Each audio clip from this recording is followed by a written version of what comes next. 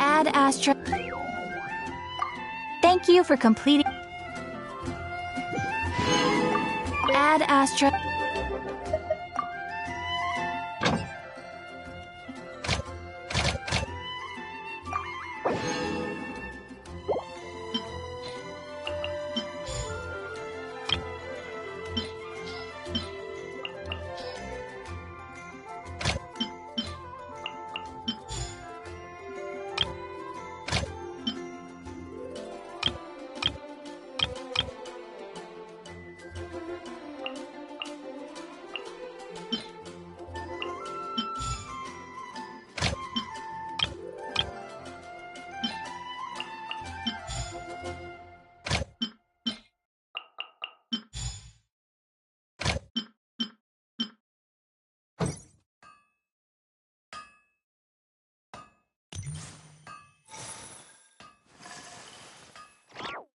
When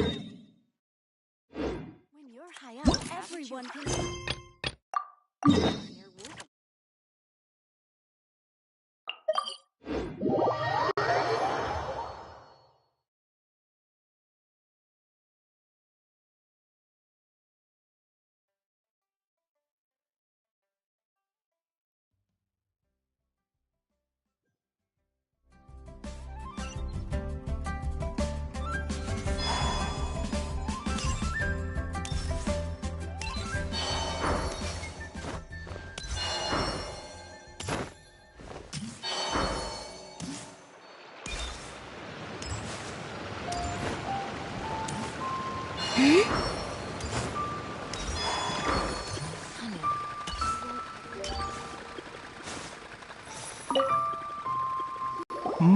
My, to what do I owe the... And if it isn't... No. Smaragda, the 7... It is abundant... And I suppose That is indeed the case. no trouble at all. But after I won your That Baiju guy is as weird as ever. Is it just Paimon, or does it feel like he was fishing for something back there? Dr. Baiju's always been like that. Well, we have the evidence we need. Let's go find Mr. Crossel.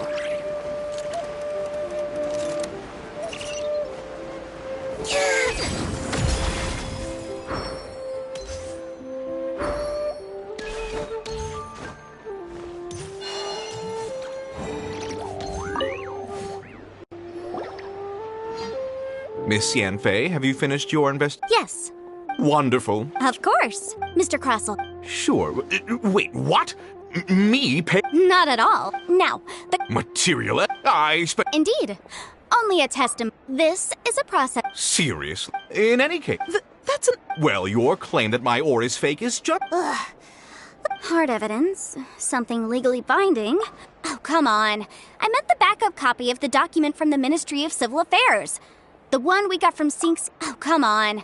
I meant the backup copy of the This doc... Our second You know... Of course I'm right. All the evidence... Well, hang on a moment now. Because, Traveler, would you do the honors? What? Smaragdus... Sustained Mr. Crossel. No idea. I'm afraid that... However, don't worry, Miss... I trust that you'll get... What? Wait! Oh, so you knew? Oh, dear Mr. Crossel. But if you knew of... Huh? No, Aren't actually... You do... Mr. Crossel. I... Yep, he's seriously intimidating right now. But after receiving... I went to Boo Boo Farm. That's why I had another... I kept the real Smurf. I was worried that someone would see... Exactly! If word got out that I sold a pair of fake... All right, let's cut the appeals phase right... 10 times. Crossel looks like he could faint any second. As for me, according... 20%? That's as much as I spent on that Smaragdus Jadeite. Even if the... Ms. Jichao, you... However, Mr. Crossel, since you have no use for that chunk of Smaragdus Jadeite, why don't you give it to me instead? What? Miss Yanfei. Well, Thanks so much. Oh, come on. Well then, that's good. Mr. Crossel, it seems that my client has no further claims against... Actually, I could see from the... If we could join...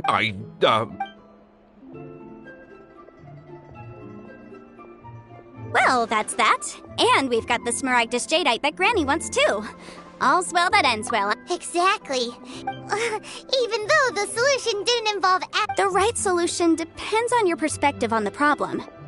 The objective of my client, Mr. Chow, was to reduce an adeptus. Liyue Harbor is now a city ruled by the title of adeptus. In any case, don't you think that the Liyue Harbor of today needs... Paimon can think of someone who would... Well, since we got what we came for... My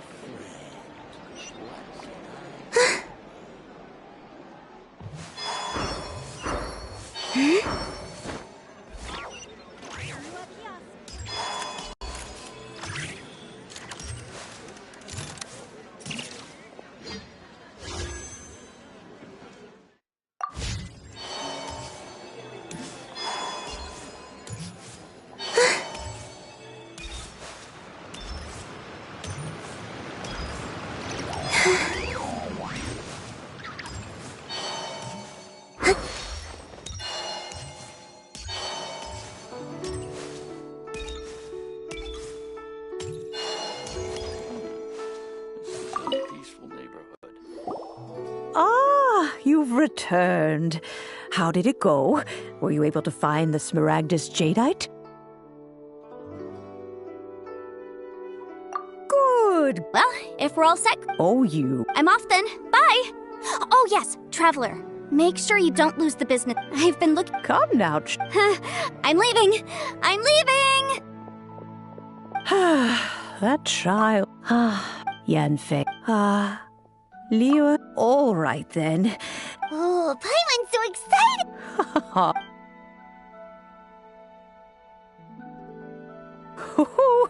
There, hold it firm. Take these blueprints with you. Wait a minute. Oh.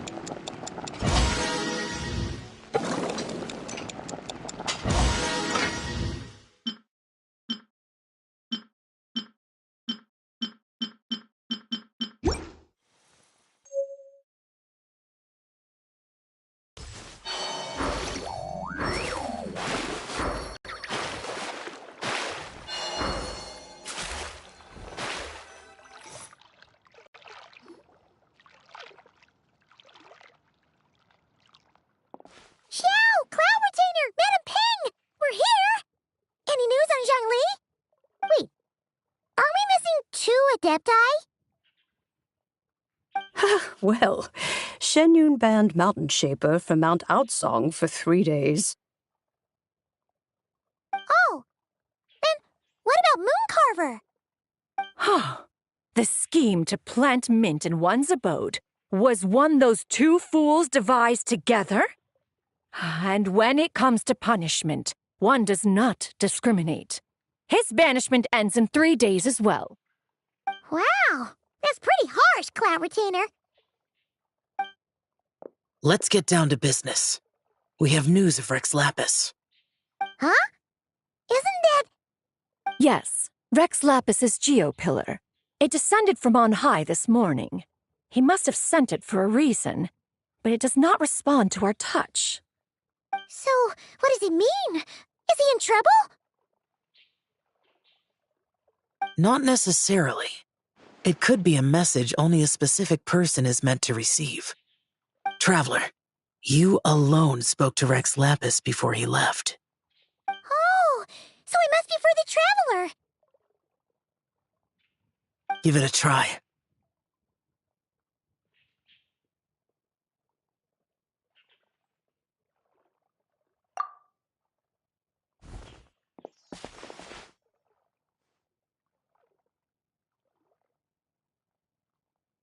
Come to the spring on Mount Chingsa. I have left an entrance for you.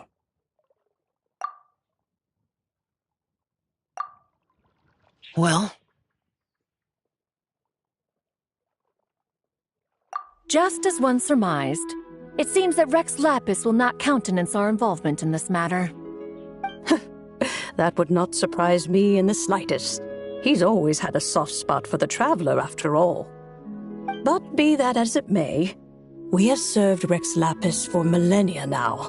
In other words, I'm sure this has nothing to do with favoritism.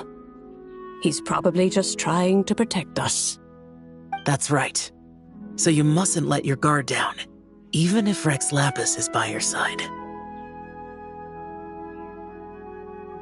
All right, let's get going. We'll try not to keep you all waiting.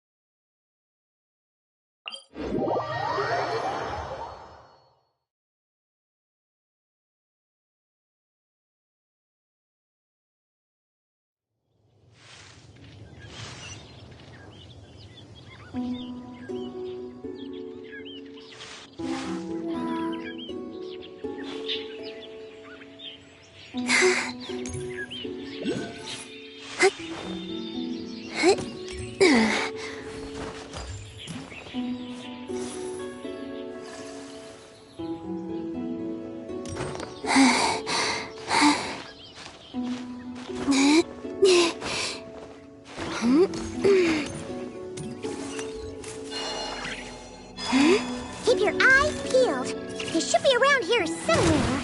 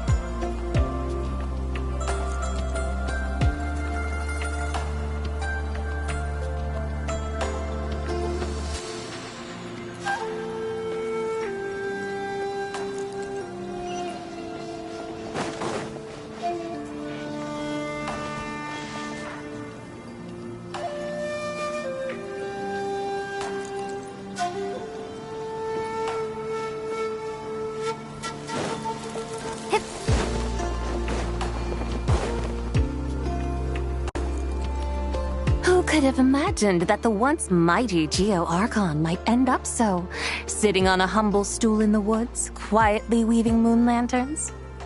You really do look like an old man now. This is a Shao lantern, not a moon lantern. In ages past, when the gods waged war and the world was in turmoil, these lanterns were lit to guide fallen warriors back to their homes. Had you tarried in the mortal realm for but a little while longer, you might have become quite accustomed to them.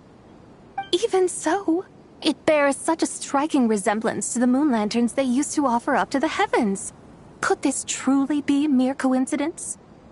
Perhaps in some sense it is, yet in another it isn't. For instance, who is to say that some of Langan's magnificent jade did not become part of the very foundations upon which Liyue Harbor now stands? It is conceivable that this ritual was transmitted in such a manner too. Now, let's not let ourselves get carried away. For all its splendor, do not forget that, in the end, even Langan could not escape its heaven-sent fate. Alas, it is just a pity that the little creatures of this world may never again lift their eyes to the moon, even should misfortune befall them. But you, Geo-Lord, now that you rule this realm, why take the trouble, not to mention the risk, to visit one who bears such profound guilt as I? Are you not afraid that you might be sullied by the curse of time that was laid upon me? There is no risk to speak of. At least, not in comparison to that which you took when you defied the heavens all that time ago. As I have stated, time and again, it was not I who defied the heavens. Geo-Lord, the ancient affairs of Langan have nothing to do with me, for I am but one of her deadly selves, severed before her demise. My name is not Zebai, but Zechao. Surely you did not take us for one and the same solely on the basis that we may all assume the form of white horses? Sorry to break it to you, but you seem to have found yourself the wrong white horse. Anyway, do tell me, what urgent matter brings you here? Very well then. I have come to ask for Zebai's shade. Oh?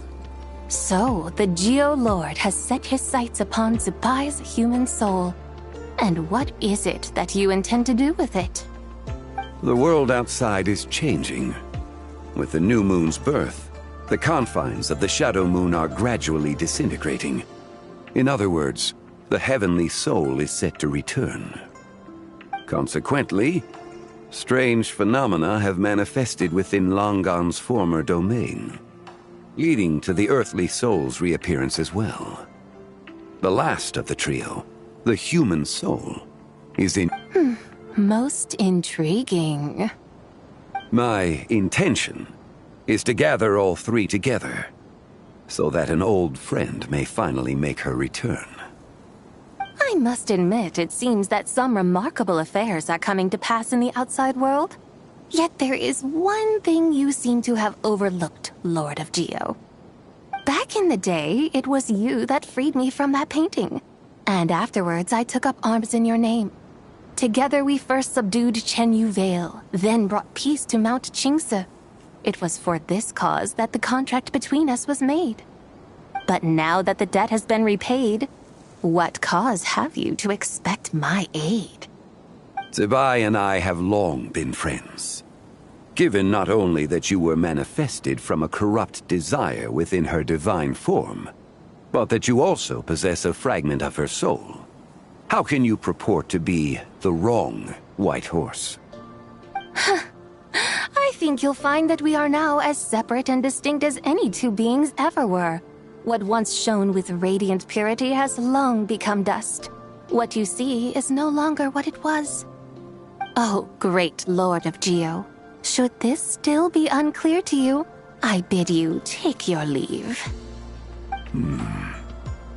It seems that the fault lies in my own lack of consideration. As you wish. I shall let this matter rest. Wait! one moment, if you will.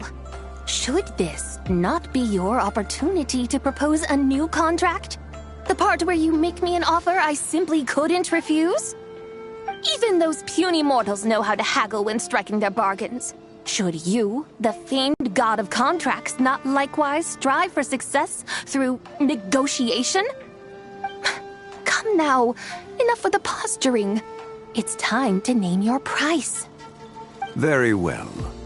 I had, in truth, prepared a new contract for your consideration. I knew you would not come before me unprepared.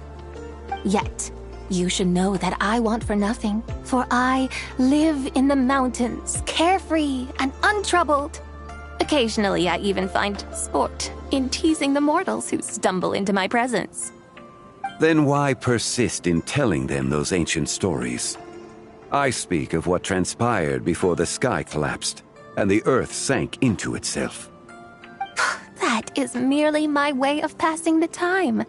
And what of it? Would any believe, much less remember, the ramblings of a mountain hermit? Those tales have long since spread throughout the mortal realm. Who? Should my words prove insufficient, I invite you to see the world for yourself.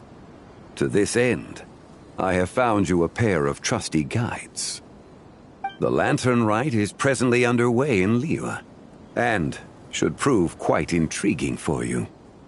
So this, then, is the contract you have prepared for me? Indeed it is. Think of it as a contract for a one-day festive excursion. Surely you do not hope to offer this in exchange for Tsubai's shade. The foundation of my very existence for a little excursion seems a little steep, wouldn't you say? Why not see for yourself? You can always decide afterwards. The final determination, of course, shall rest with you. Is that so? Then perhaps this deal might not be entirely off the table after all. Where then are these guides of which you speak? Hey, it's Zhongli! Oh, we've been looking for you everywhere. We thought you might have gone missing. You're here. So these are my guides. Well, well. They certainly look the part, I'll give you that. Guides? Oh, you poor innocent little creatures. The benevolent Lord of Geo has soaked you to me, which means that for the rest of this day, you belong to me. Sold us to you? Just what have you gotten us into, Zhongli?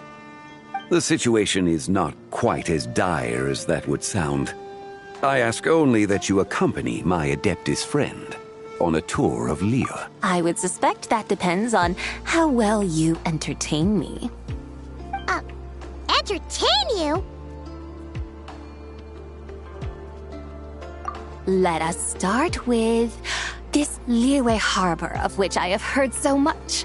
Nowhere is quite so fascinating as a place teeming with little mortals.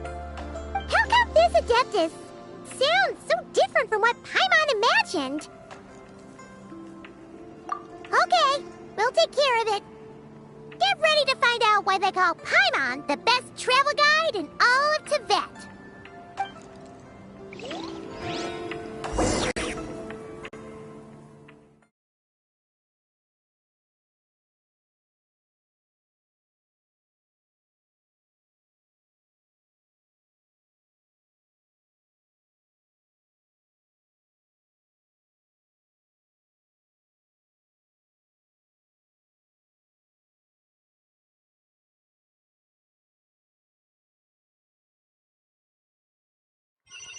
Look!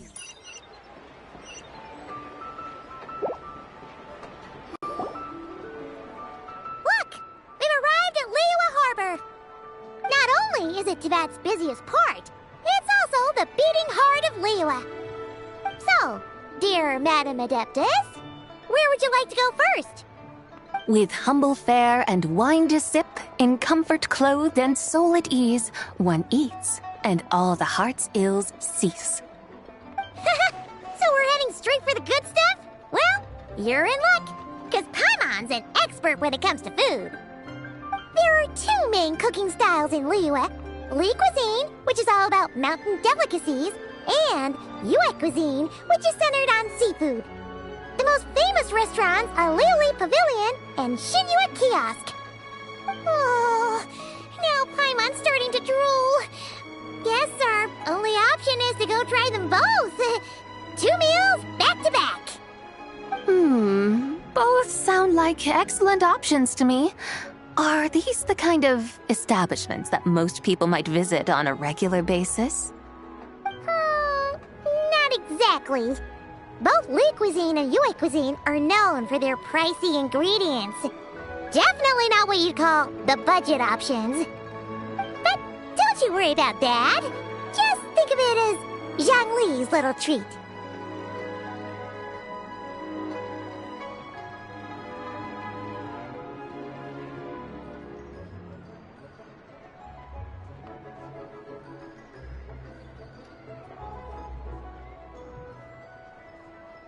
Come on! Aren't you supposed to be pals with Hu Tao?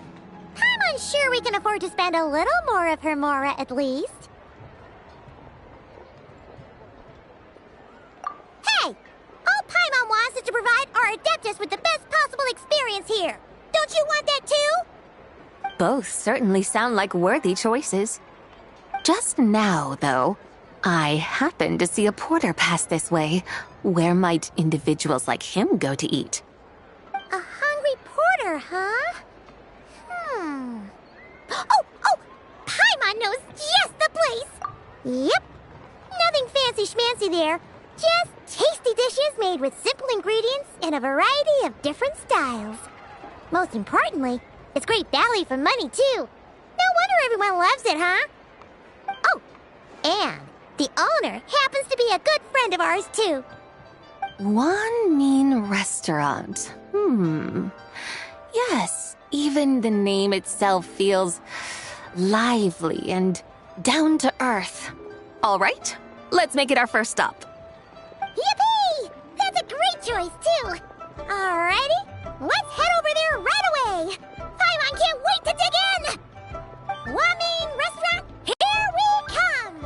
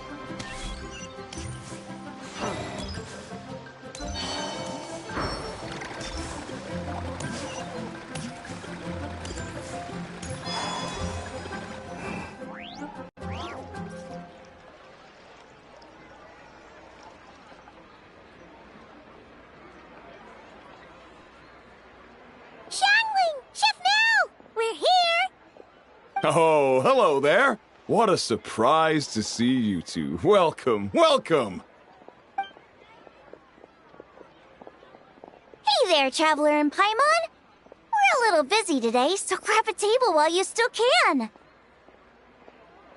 But I don't think I've met this lady before. Is she a new friend? You could say that. Oh, I see. Well, hey there. A friend of the Traveler's a friend of mine, too. Don't worry, we'll take good care of you. Just order whatever you want, it's on the house. By the way, I'm Zhangling. I cook here at One Mean Restaurant. What's your name? Miss Xiangling, have you ever heard of the White Horse Adeptus? Of course. What about her? I am her, and she is me. Huh? You mean you're an Adeptus? Oh, you young'uns crack me up. Come on, Xiangling. You've got to keep up with the times. Haven't you heard of cosplay? It's like a role-playing game where you dress up as famous characters and pretend to be them. Seriously, it's all the rage, and it looks like this young lady is quite the expert. Your friends sure keep their fingers on the pulse, huh, Traveler? Wow, Dad. Didn't know you were so tuned in. But how come I haven't heard about it? You gotta listen to our customers. Didn't I tell you to spend less time chasing after wild vegetables and more time making friends? You're even more out of touch than I am. Hey, I like making friends too. Isn't that what I'm doing right now? Anyway, even if it is just a costume, is it alright if I still call you Whitehorse Adeptus? Of course it's all right, because that's exactly who I am. Okay. I can see you're really committed to the role. How about I call you the real Whitehorse Adeptus instead? In that case, you can call Paimon the real traveler.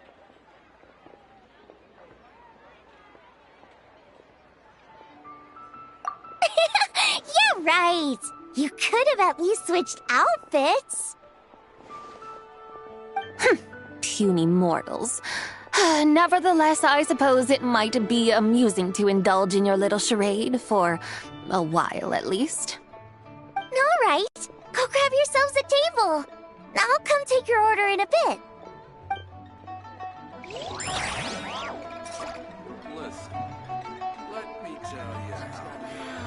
Just plain Rio has really got a lot going for it. Cheap and tasty chop suey. This money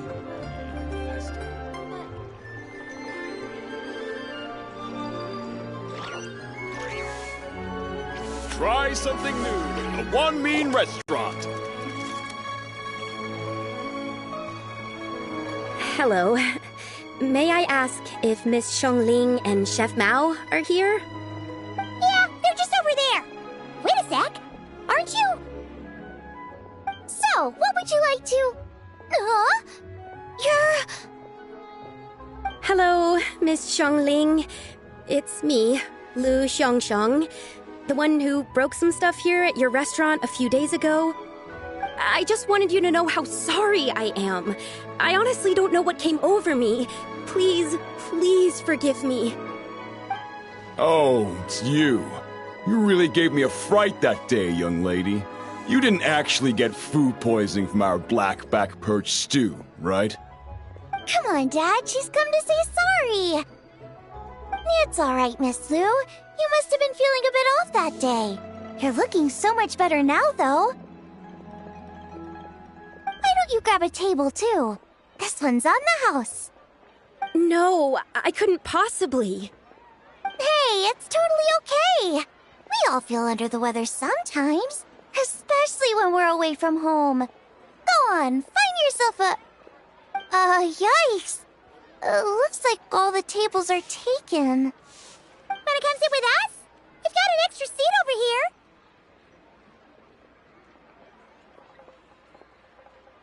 Thanks, guys. So what would you like to eat today? Feel free to order anything you like. I should very much like to sample your renowned poisonous blackback perch stew. It wasn't poisoned. That was all on me. So that's one portion of blackback perch stew. How about you guys? Paimon wants...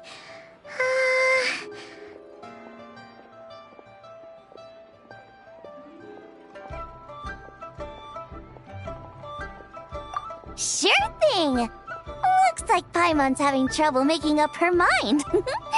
Anyway, I guarantee you'll love it. Let me think. Well, since the blackback perch stew is on the spicier side, I guess it makes sense to balance it out with a serving of stir-fried shrimp. And since it's lantern rite season, you better try out the triple-layered consommé and come and get it too! Those are our seasonal specialties. As for the carbs, since we've got a full table, how about some right at home? Along with our special chili mince cornbread buns. Trust me, you won't be disappointed. Then for dessert, I'll whip you up some Lucky Snow Delight. I just came up with it a few days ago, and I can't wait for you to try it. Wow! Sounds like quite the feast! Looks like Paimon's in luck today! Am I the only one who thinks that's way too much? Not at all. Don't worry, I know what I'm doing. And to top it all off, our star dish, Adeptus Temptation. You should know that we don't often serve this here at Wanmin Restaurant. But since this is my first time cooking for the White Horse Adeptus, I'm pulling out all the stops. Okie dokie, just sit back and relax. I'll have your dishes out in no time. Hold on. Did I just hear Miss Xiangling mention the White Horse Adeptus? You did indeed. And you're looking right at her. That's a joke, by the way. She's cosplaying. Oh, I see. Phew, almost believed you there for a moment. Tell me, little one, what business might you have with the White Horse Adeptus? It's a long story. Basically, a while back, I took part in an archaeological dig over at the chasm. While we were there, we discovered a number of relics. Our findings show that they date back to the era of Long Gone, an ancient nation whose people are said to have been the ancestors of some of the modern-day inhabitants of Chenyu Vale. And why might such matters concern the White Horse Adeptus? Because some of those relics not only seem to contain textual references to her, but even depictions of what she looked like. There have long been legends claiming that the White Horse Adeptus was a deity of that era, but there are plenty of other theories out there too. If I could just locate some more detailed records, I'm sure we'd be able to find out so much more. So you're into history? Well, to tell you the truth, I actually joined the archaeological team by sheer accident. But once I'd started down this path, I knew that I wanted to make something of myself. Recently, though, things seem to have taken a turn for the worse. I still can't believe I caused such a mess and even ended up hurting someone. Oh, so you're considering becoming a martial artist now instead? No, I mean, they weren't seriously hurt. It was just a few scratches, and they let it go after my mother compensated them.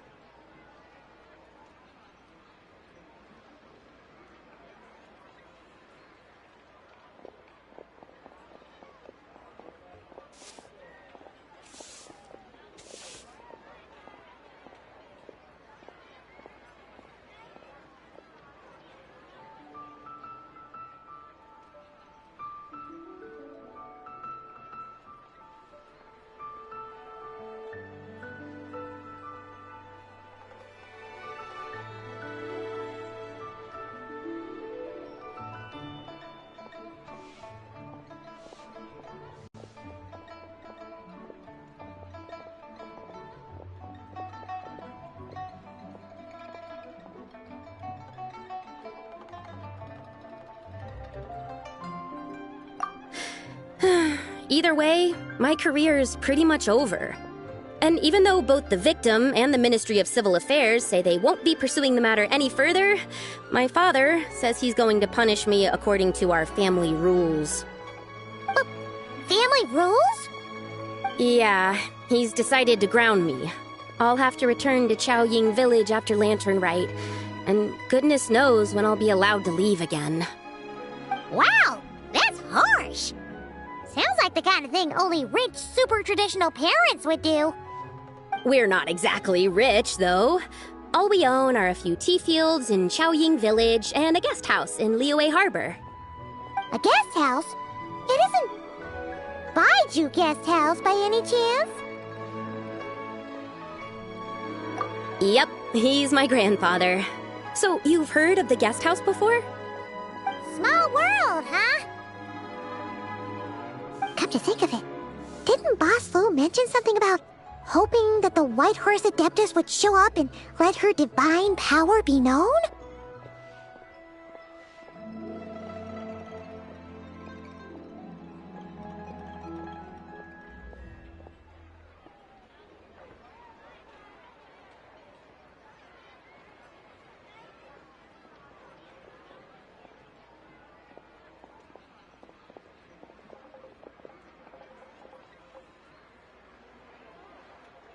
Sure, but Paimon's guessing this wasn't exactly what he had in mind.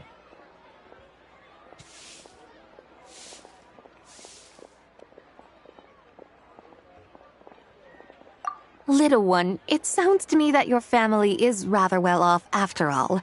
What then drew you to archaeology? Why subject yourself to such unnecessary hardships? Even if I stayed at home, there's no guarantee I'd lead a nice, easy life. Just look at my father.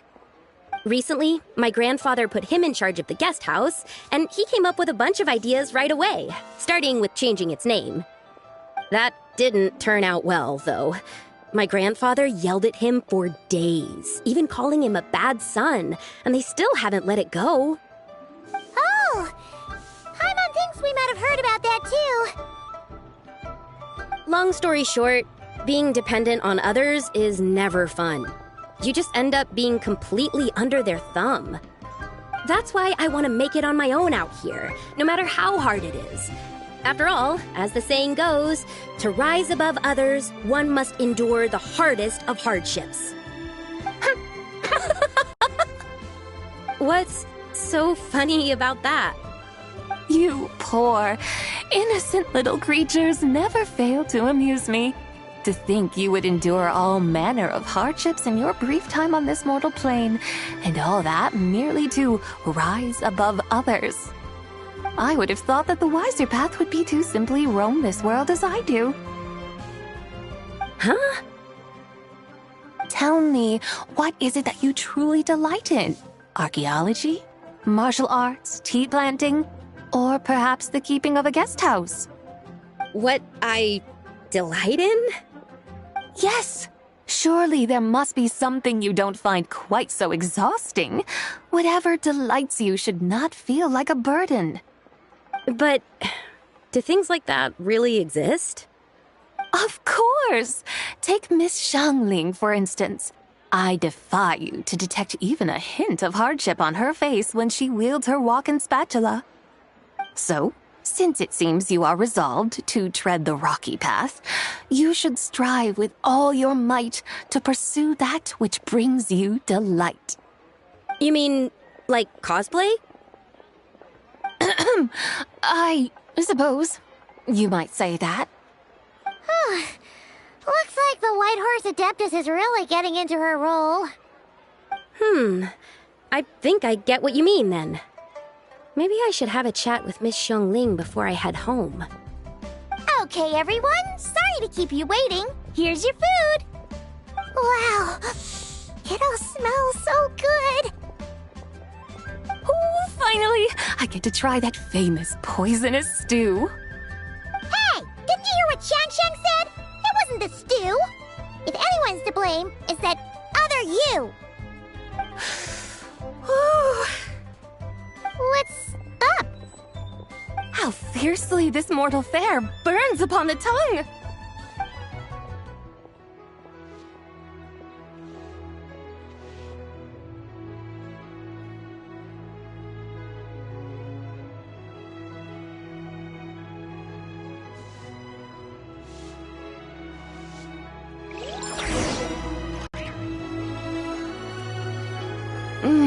Most satisfying as poisonous stews go.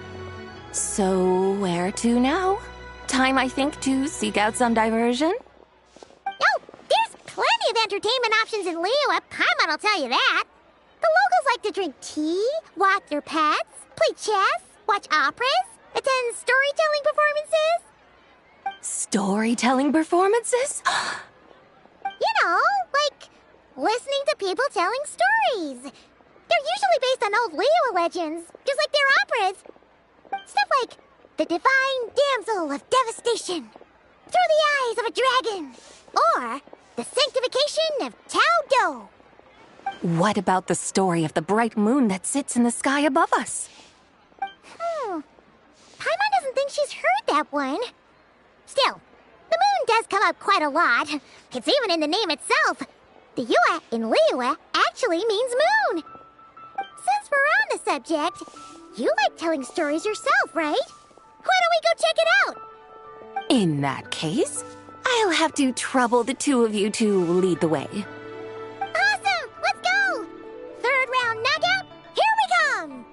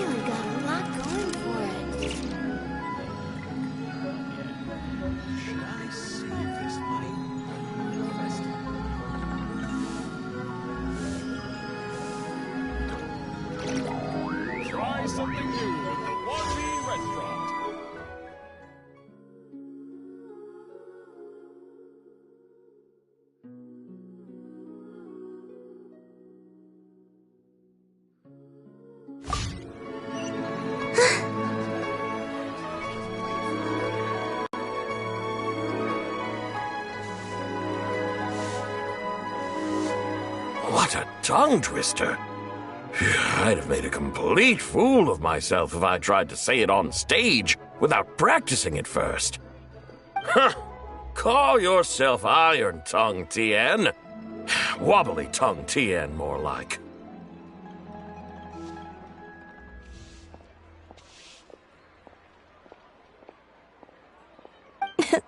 I used to have that problem a lot. But if you just take your time to grasp the meaning and commit it to memory, you'll be able to say it smoothly in no time. You're right, Miss Yoon. I'll give it another try. Hey, Yunjin! Fancy seeing you here! What are you two talking about? Ah, Traveler and Paimon, we meet again. And who, may I ask, is this?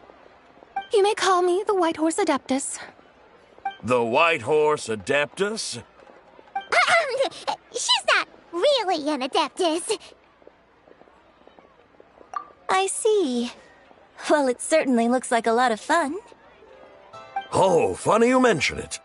This type of thing is actually something I'm quite familiar with. Once, to perform Through the Eyes of a Dragon, I decided to imagine that I was Rex Lapis himself. It was the only way to truly inhabit his mindset and understand his resolve to quell those demons. Sounds like you just wanted an excuse to feel all big and powerful. Hey, that's... You just don't understand how inspiration works. You're one to talk. Paimon's traveled all over with the Traveler, and she's seen things that would make your jaw drop. All right, then. Since you claim to be so knowledgeable, why don't you prove it by reciting an ancient poem? An ancient poem? Which one? Ha! See? You mean to tell me you've never even heard of the ancient poem called An Ancient Poem? What kind of a title is that? Quit teasing, Paimon. We only just found out about that ourselves. He's talking about the writing on those ancient relics.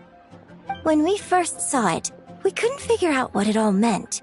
So in the meantime, we decided to just refer to it as an ancient poem. However, thanks to the painstaking work of the scholars who were tasked with decoding it, it seems like that's exactly what it was. Or rather, an ode offered in veneration of the moon and the White Horse Adeptus. Oh yeah! Didn't Kuching mention that before? It's got something to do with Longon, right? That is correct. The Ministry of Civil Affairs has issued a notice stating that, although it is true that the moon may disappear tonight, we should be in no danger. In other words, there's nothing to fear. But if you're worried, we can always take a leaf from the Book of the Ancients. By reciting this poem, I mean, and calling for the White Horse Adeptus's aid. If we do that, I'm certain she'll protect our moon and keep us safe. Whoa, seriously? Paimon has to get a look at this. Under moon eternal in radiant night, a maiden grants silk, soft and light? What in Tibet's that supposed to mean? Under moon iridescent in night divine, blah blah blah, something cloth so fine. Something about fields being plowed, something else about seeds being sown from the earth. Seriously? What is this? The fields are plowed, the seeds are sown, and from the earth, life is grown. Whoa! You did that without even looking! Bravo! Bravo! We have an expert in our midst. Looks like this young lady really does know her role inside out. If I didn't know any better, I'd have taken her for the real deal. That's because I am the real deal. That's the spirit. This is exactly the kind of mindset I was talking about. Behold, mortals, I am none other than the indomitable Rex Lapis himself. Kneel before my godly splendor. Believe me, young lady, I know exactly why you do it. Back in the day, I was just like you. I must say you are rather amusing as mortals go. Miss White Horse Adeptus, it is a great pleasure to make your acquaintance today. I have some questions regarding the poem, and I was wondering, perhaps, if you might be able to shed some light on it? You want me to explain the full meaning of its verses? Your guidance would be much appreciated. Fascinating. Tell me, do all the people of Liyue still express such reverence for the ancient ways?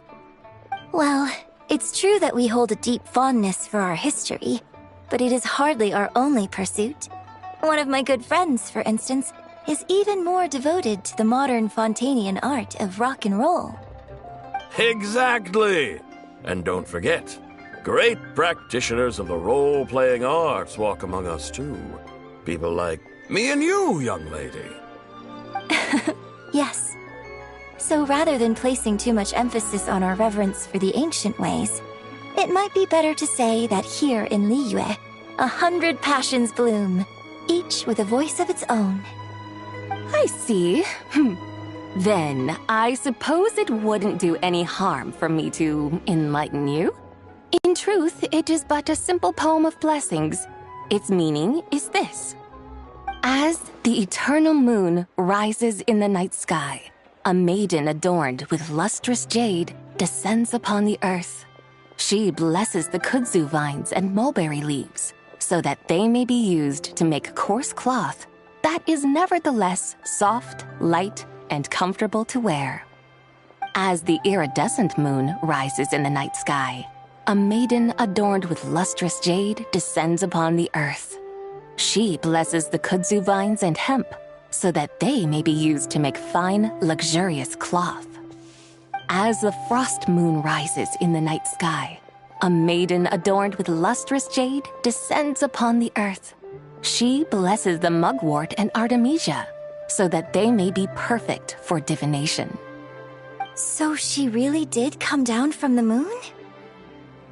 She shows the people how to use the plow and spade to purge the land of weeds, till the soil, and heap up the earth to make it fertile. Then with the hoe, she teaches them to sow their grain, bestowing the promise of life upon every seed. She blesses the millet and the beans, ensuring that their stalks and vines stretch forth without end. She graces the wheat and the rice, so that their heavy heads are filled with plump, glistening grain. Sounds like she's a real pro at all this farming stuff. The fruits of the field are harvested and brewed into sacred wine for honored guests. This we reverently present to the divine maiden, with every ceremonial step flawlessly observed, so that she may witness the depth of our piety and respect. Oh, divine maiden, how can your graceful presence in the sky not seem like that of a fairy descending from the heavens?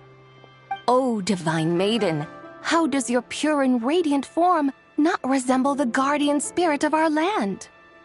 I send my heart's desire, ascending to the heavens, beseeching you to grant us good fortune and blessings in the coming year. Huh? So, that's what it's supposed to mean? I find myself speechless, moved beyond the power of words to convey. Oh, young lady, you have shown me the heights to which a true role player might aspire. A truly remarkable performance. I did not anticipate that anyone could unravel this poem with such depth and clarity, and so soon after the Ministry of Civil Affairs notice, too. I'd even begun to consider myself somewhat versed in the matter, but as they say, there's always someone more knowledgeable out there. Allow me to extend my thanks to you, Miss Whitehorse Adeptus. You are far too humble, young one. I must confess, it is I who have been surprised, not only by you, but also by this Liyue harbor of the present day. Ah, so you're not from Liyue. And what, may I ask, has surprised you about it? Oh, it's nothing really. Just some old memories scattered here and there. Very well, my guides. I suppose it is time we set forth on the next part of our excursion. I'd like to go see that wharf now. What say the two of you? No problem! We'll take you wherever you want. Oh, leaving so soon? Before you go, allow me to introduce myself. I am Yunjin, director of the Yunhan Opera Troupe. May I ask your name in return? My own name is scarcely worth mentioning, but since you asked, perhaps I'll tell you the title of that poem instead. Huh? So, it isn't actually called an ancient poem? Of course not. Its real title is Odes of Long Zabai. Odes of Long Zabai. All right then, until we meet again.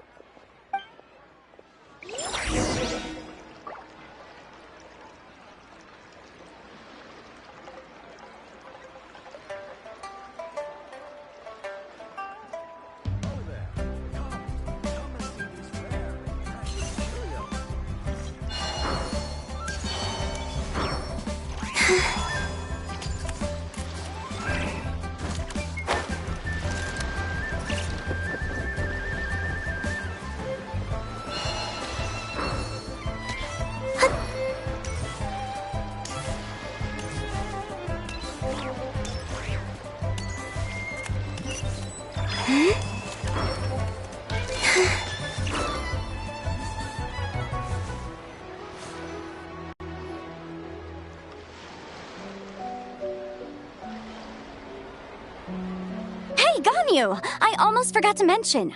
On my recent trip to Notcry, I came across something really fascinating in the Frost Moon Scion's library. I found records in their collection of another divine envoy living on the moon. A divine envoy on the moon?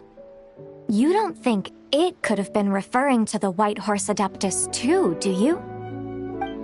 No way to say for sure.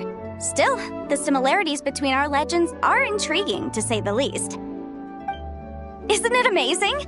Especially when you consider how far apart we are. It truly is. We might live in different lands, but when we look up at the night sky, we all see the same moon and stars. Right? It's like we're all bound together, no matter where we are. When you think of it like that, it's almost as if our friends from other nations will be right here celebrating with us. Isn't that a wonderful thought? No wonder you were so excited to go see the giant lantern when you first got back. Sounds like you're a real fan of the White Horse Adeptus, huh? I guess you could say that. Just a pity she's so elusive. Even Granny's never met her, you know? Maybe she really is just a legend after all. Hey, Yanfei and Ganyu! Trust, Paimon. The White Horse Adeptus is as real can be. Huh? Oh, look! It's the Traveler and Paimon! Feels like I haven't seen you two in, like, forever. Happy Lantern Rite. It's so good to see you again. Hey, you two. Happy Lantern Rite. Did I hear you right just now, Paimon? Does that mean you've actually seen the White Horse Adeptus? She has indeed. And now, so have you. Huh? And you are? Why, who else? The White Horse Adeptus, of course. Could you maybe start with something else next time? You're the White Horse. That's right. Allow Paimon to introduce you to our new friend, Zichao. She's been low-key obsessed with cosplaying the White Horse Adeptus ever since we met her. I see. Well then, greetings, Miss Zichao. My name is Yanfei, and recently I've been low-key obsessed with learning everything I can about the White Horse Adeptus. I'm sure the two of you will get along like a house on fire. Oh, and by the way, I'm Ganyu. So, Miss Zichao, you must be here to see the giant lantern too, right? A horse-shaped Zhao lantern? Is that what I think it is? That's right. A lantern made to honor the White Horse Adeptus herself. Isn't it gorgeous? Huh? What are you laughing at? Both the lantern and myself. What do you mean? Oh, this lantern truly is an artistic masterpiece. But tell me this. Have any of you ever seen a horse before? Come to think of it, Paimon can't remember ever actually seeing one herself. What about you, Traveler? Oh, this horse appears to be mid-trot, but it has adopted what is called a lateral gait, where the legs on one side of the body move together in unison. A rather rare sight indeed. Just now, I suddenly pictured myself, I mean, the White Horse Adeptus running the same way. The image was so absurd, I could barely contain my mirth. Oh, really? I never knew that. You learn something every day, huh? Oh, come on! It's basically a giant piece of fan art! Who cares if it's different than the original?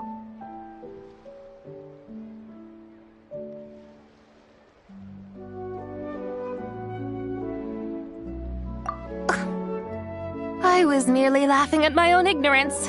I came here thinking that the White Horse Adeptus's tale had been long forgotten.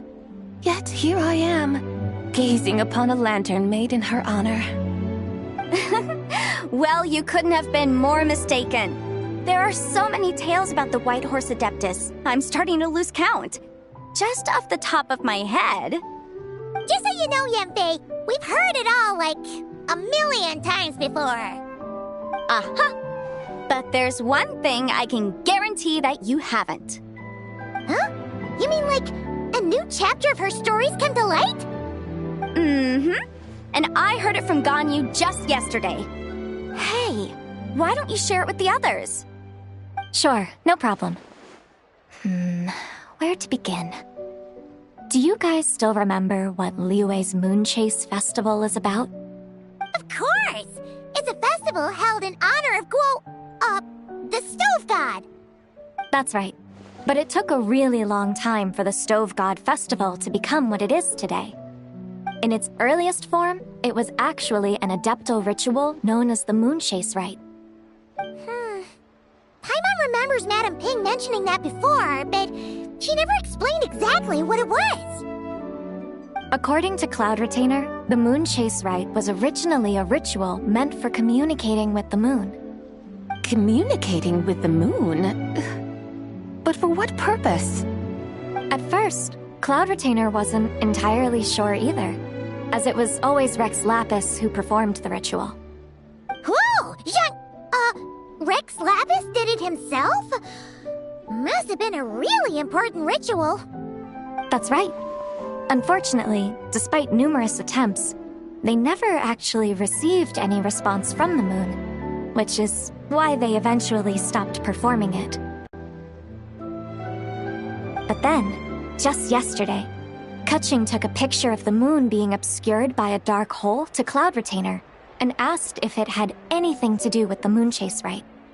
The moment Cloud Retainer saw it, it suddenly dawned on her that the rite might have been an attempt to reach the White Horse Adeptus all along.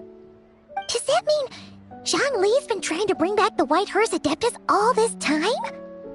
So how about that?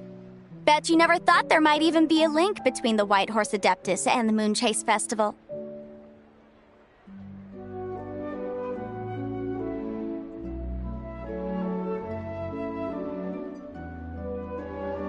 If Kutching hadn't taken that picture to Cloud Retainer, we would never have known any of this. This is probably what Kutching was referring to that day when she mentioned there were some ideas she wanted to follow up on. So, Geo Archon. All this time, you've been striving to awaken her. Huh? What do you mean, awaken? Nothing. What I truly meant to say was, this new insight you've provided has been truly eye-opening. Oh, by the way, my trusty guides, I've been meaning to ask, where in Liyue Harbor might one enjoy an expensive scenic view? Huh? We're off to the next stop already? But Paimon's barely done digesting that lore bomb just now. All the more reason to find the right spot to let it sink in. Oh, so that's what you're up to. A tour of Liyue Harbor? In that case, if you're looking for a spot with a panoramic view, I'd recommend Yujing Terrace. That's a great idea. Since the terrace is on higher ground, the sea view from up there's so much better.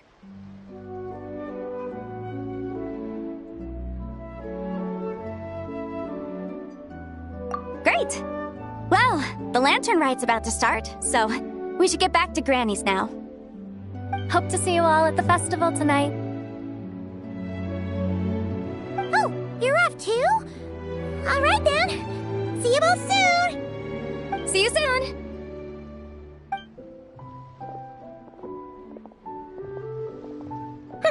Very well, my guides. What are we waiting for? Okay, you're the boss. Yujing Terrace it is. After all, the customer's always right.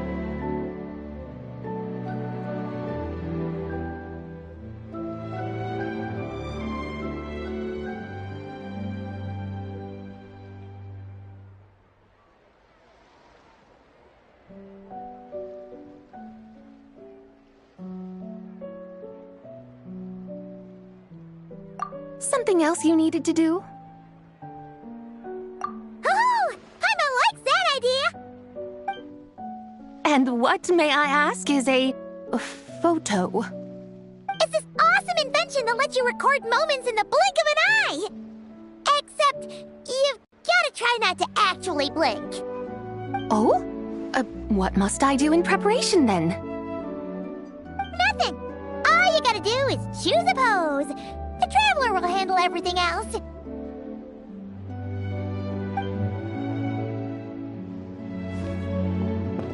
Come on, let's give it a try.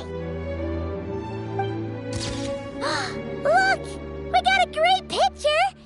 Paimon's gonna call it The White Horse Adeptus Meets the White Horse Adeptus in Liyue Harbor.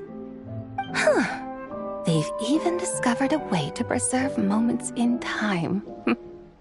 Now I truly am curious to witness what else these mortals might accomplish. Very well, let us proceed.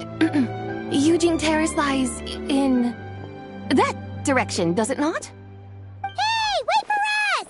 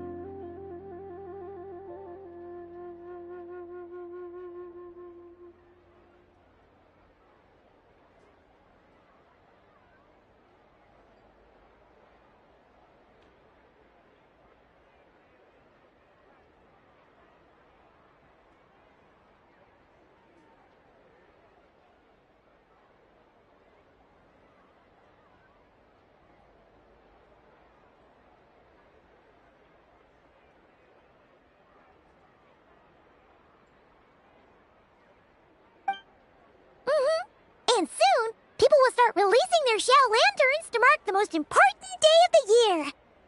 Practically everyone will be with their friends and family, eating a big meal, chatting, and even setting off fireworks. Trust Paimon, it'll look even more amazing then. What do you say? Want to stay to see that? No need. Let us bring this weary day to a close. Weary day? You mean you didn't enjoy your tour? I had imagined you would arrange for me to witness some grand spectacle.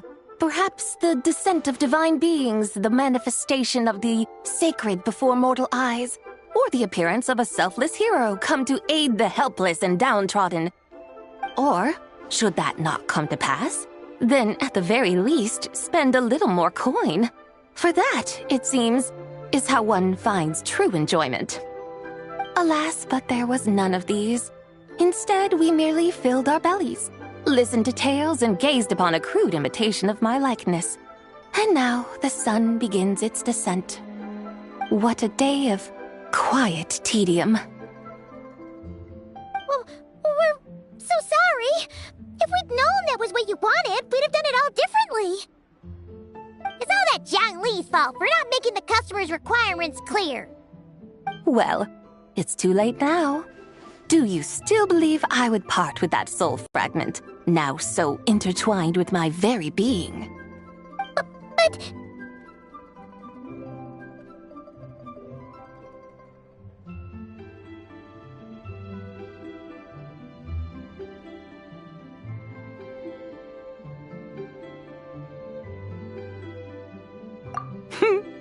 I knew you were the more astute of the pair. Huh? You were just trying to scare Paimon?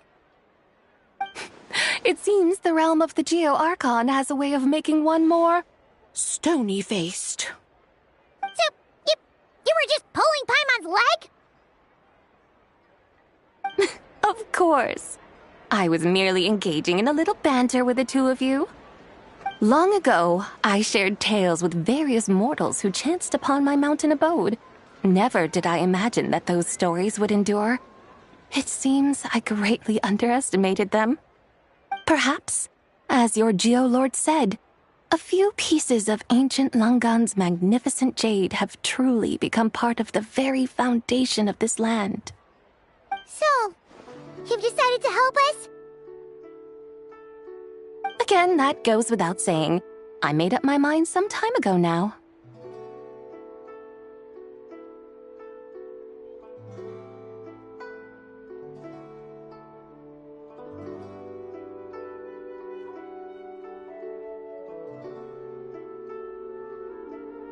When I beheld a rather intriguing scene as I set foot in this city, I saw porters passing through the alleys, setting down heavy wooden crates from their weary shoulders, peddlers pushing carts as the kites and lanterns upon them rustled gently in the breeze. I saw cooks cooking, actors acting, scholars reading, soldiers marching, children playing, elders resting, officials officiating, and the common folk absorbed in this or that, reveling in the simple joys of life. Some, it seems, have already found that which stirs their hearts, while others continue to fret, troubled by uncertain futures. Yet, in this gentle and serene order, each holds fast to their anticipation, not only for the celebrations to come, but also for the first light of the morrow. Scenes I once yearned to behold now unfold before me, no longer in Langan, but in Liyue Harbor, thousands of years on. How wondrous is this mortal realm! Thank you, Whitehurst Adeptus! Thank you so much! Adeptus, Adepti, perhaps the singular art in which we are truly proficient is that of sequestering ourselves within the high mountains.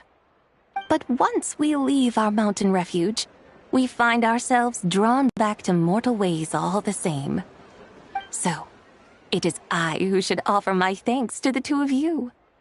Traveler, Paimon, you have made this day more delightful than any I've known in a long, long time. Come now, and take what it is you need. You mean, like, Right now? But don't you think we should wait for Zhangli? That won't be necessary. All things shall meet again in their time, for the waters know no rest, and the flowers their appointed season. One need not fear that life is but a journey of goodbyes.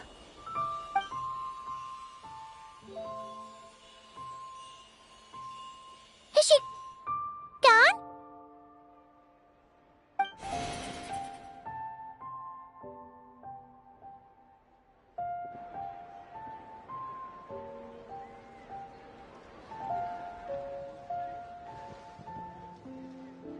Yes, she's gone.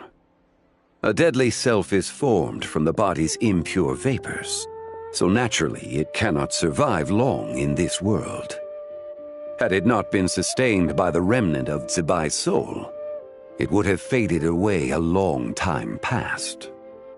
Now that the remnant is gone, it has severed its ties to the mortal world. Zhangli! When did you get here? A while ago. Paimon would have thought you'd at least want to say goodbye. Though mountains endure, the ceaseless waters will, at last, wear away their sharp edges. Thus must I meet the marks wrought upon her by the ruler of time with great caution.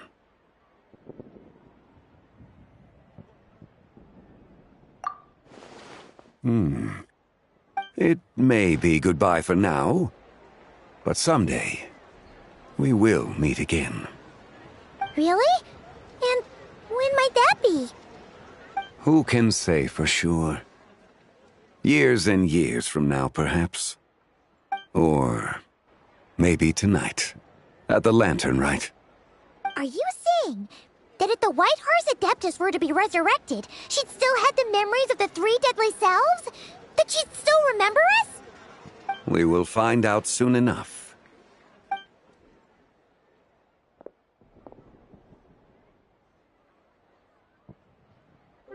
It is time. The rite is about to begin.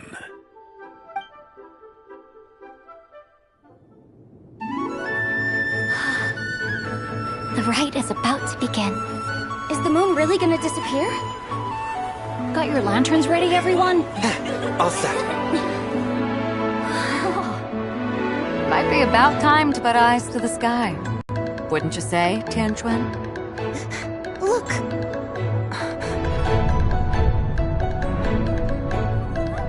When the sun's out, eat the sun. When the moon's out, eat the moon! Whoa, is this the lunar eclipse? Under moon eternal, in radiant night, a maiden grants silk, soft and light. Under moon iridescent, in night divine, a maiden grants fiber for cloth For so you. fine.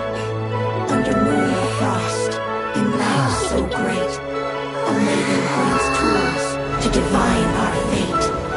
The fields are plowed, the seeds are sown, and from the earth, life is grown. The seedlings stretch, the crops do rise, and all unfolds before our eyes. Fruits are gathered, sweet wine is poured. These gifts we offer to our Lord. Pure as heaven, so fair and bright, she shines as light in this dark night. And with her does this, wish take flight.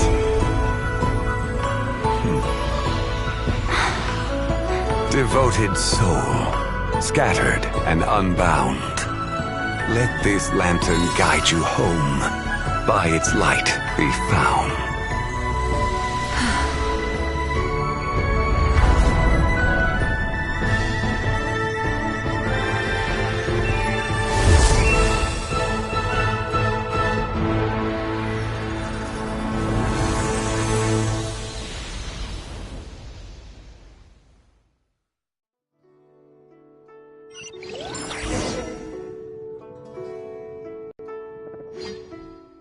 Did we do it? Do we finally get to meet the real White Horse Adeptus?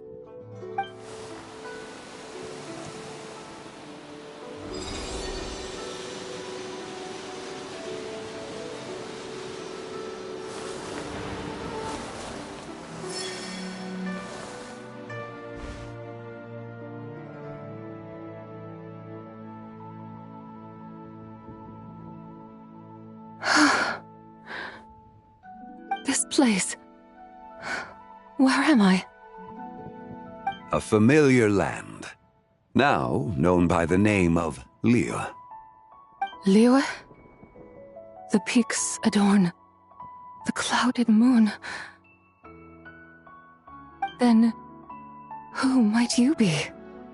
Oh no! She seems to have lost all her memories after all. And those countless lights in the sky, what are they? These lights, each like a dwelling in glad accord, usher in this day of joyous rebirth. And whose rebirth might that be? That of my old friend, Zibai. Zibai? Yeah, that's you! Don't you remember anything at all? That's... me? Oh, yes. The envoy of the Lunar Palace. My name is Zibai, indeed. Then you must be... the Lord of Geo, Heaven's Star. Many years have passed since we last saw one another. Zibai, my friend. Welcome home.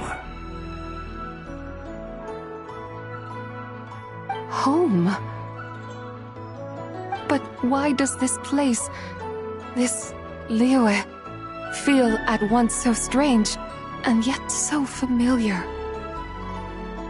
Who you are? Who are you? Ah, yes, I remember now.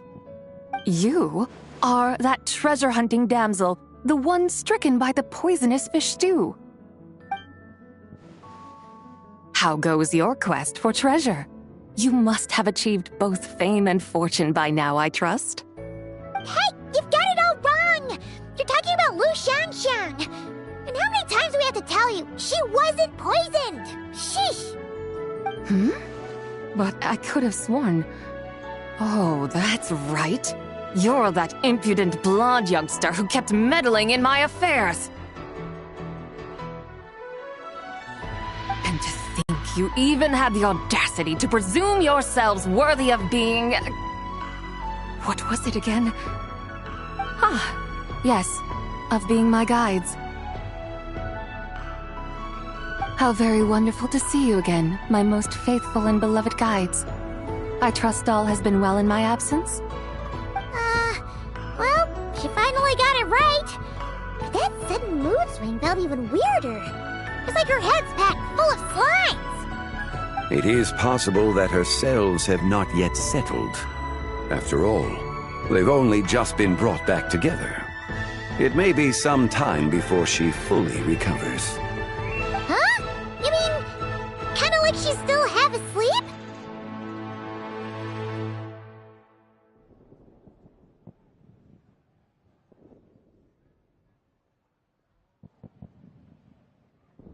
That I cannot say for certain.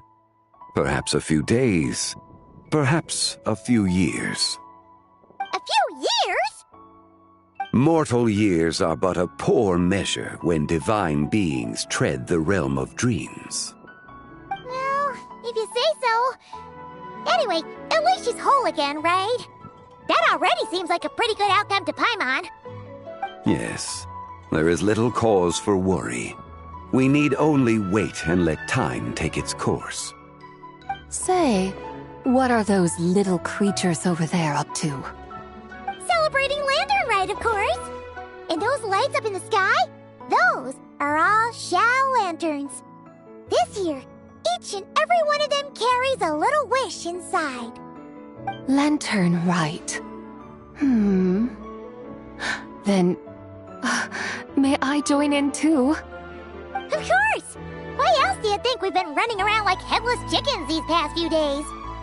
Tell you what, Traveler, why don't we take the White Horse Adeptus out to celebrate? Who knows? Maybe seeing some familiar faces might help her find her feet?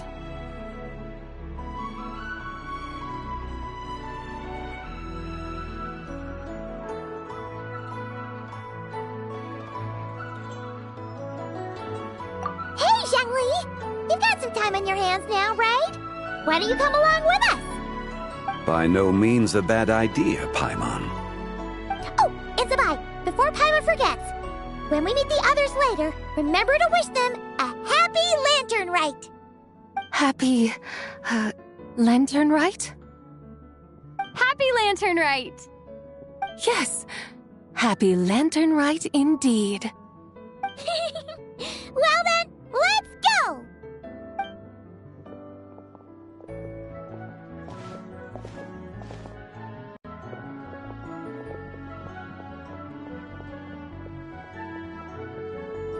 Lantern Rite. A night of joy, reunion, and moonlit blessings for all.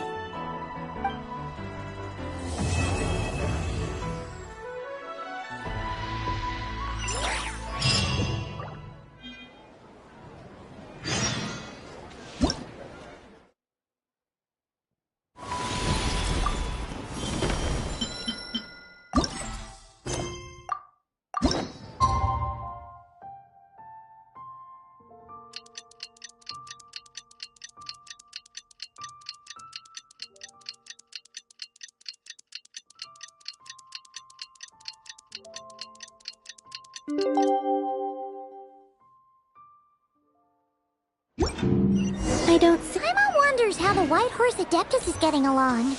Maybe we should check in on her? We could ask Zhangli where she is.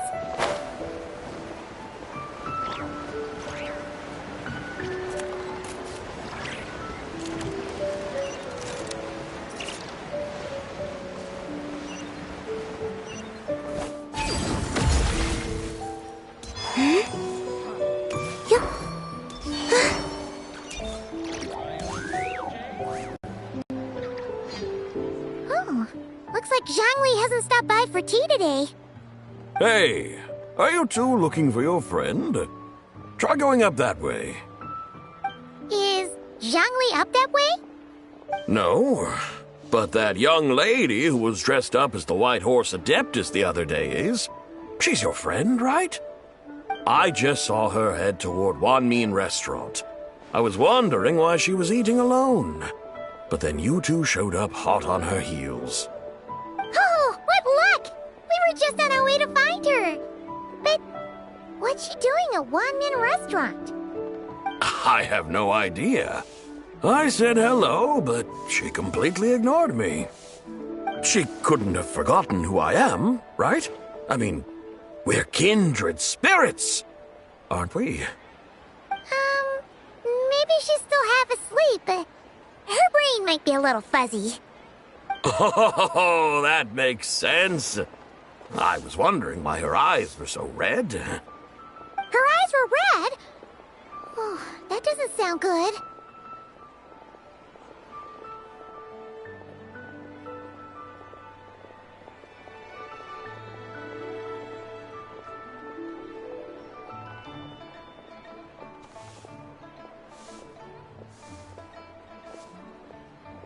You young people, staying up all night because you think you're invincible?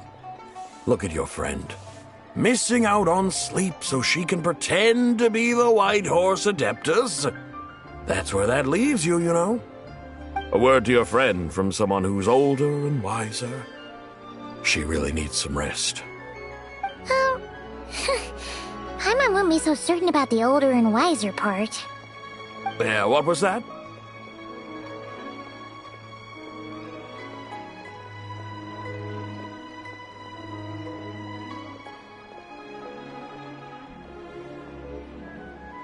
Hurry along, then.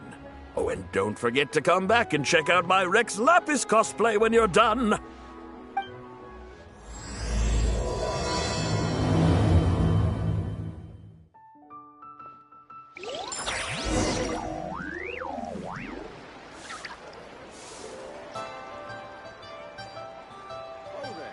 Come and see these rare and precious curios.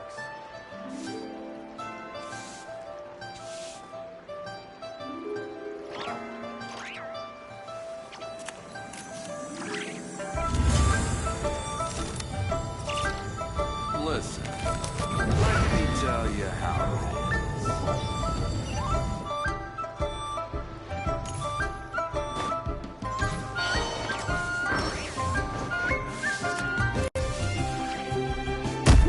proprietor! Come out and see me at once!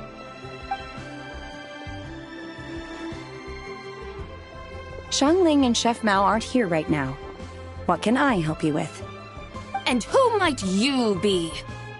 My name is Shenhe. I work here at Wanmin Restaurant. Shenhe. Shenhe. Are you that crane adeptus who loves planting mint? It's been a few days. Have you improved your gardening skills? Did you manage to cover the slopes with mint?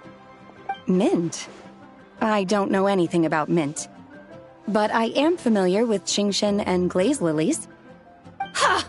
Already casting mint from your mind! How can a practitioner of self-cultivation be so fickle, chasing after every new plant that catches their eye? I'm not sure I get what you mean. Are you delirious from hunger? Would you like something to eat? Shenhe! Whitehorse and Zabai! So this is where everyone is! Traveler, Paimon. It's been a long time. Happy Lantern Rite.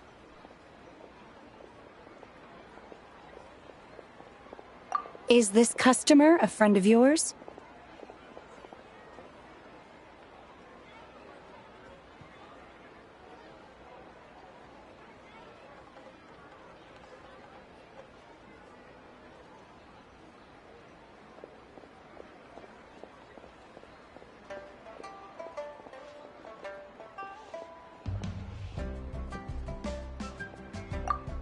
Her, Shenhe. She's just a little cranky because, she didn't sleep well last night and she's only just woken up. Look how red her eyes are. I see. In that case, Miss Zabai, I have a tonic here infused with Qingshen. It's cool and soothing when applied to the eyes. Would you like to try a few drops? Stop right there! Who are you two noisy children? Hey! Have you forgotten about us already? Guides.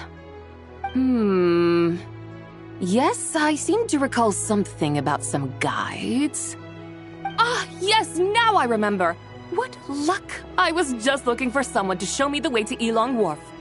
Huh. Is she starting to come around? Someone requested my help in purchasing some tea leaves. I was informed they have discounted prices during the festival and that I shall get a good deal there. Tea leaves? This sounds like Zhang Li's doing. He sure knows how to get people running errands for him.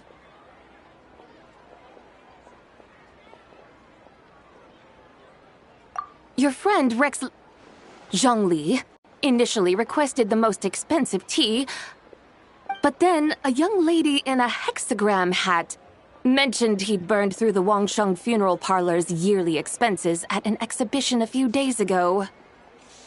As such, he is only permitted to buy items that are discounted this month. Oh, that's his boss, Hu Tao. It's about time she realized the problem and put a stop to his spending sprees. Oh, I see. So that's why you're here. Unfortunately, Wanmin Restaurant doesn't sell tea leaves. If you're truly in need, I could gather some wild tea from the mountain slopes. You don't sell tea leaves? But I remember your boss, Miss Lu, saying that she owns tea fields. You really should get some rest. The person you're talking about isn't the boss of Wanmin Restaurant. She's just like you. She came here to eat. Is that so? Life really is full of surprises. What surprises? Your brain really is as gooey as a pack of slimes. I can't believe Zhang Li entrusted you with going all the way to Yilong Wharf and buying tea.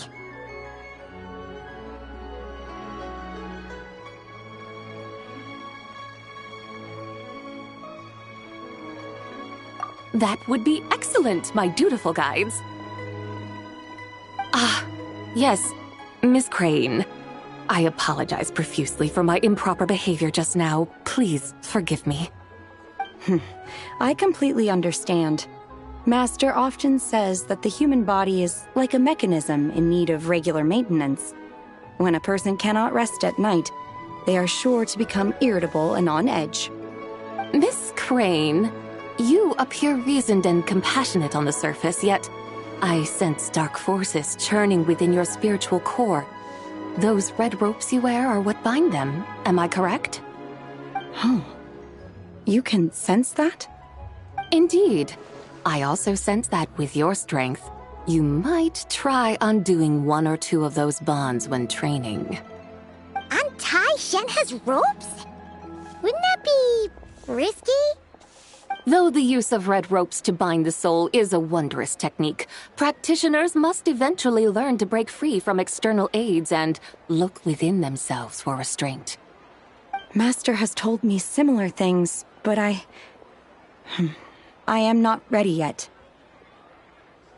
Your self-cultivation has progressed far enough. Then I will seek further guidance from my master. If you still have doubts, you can find me at the Baiju guest house.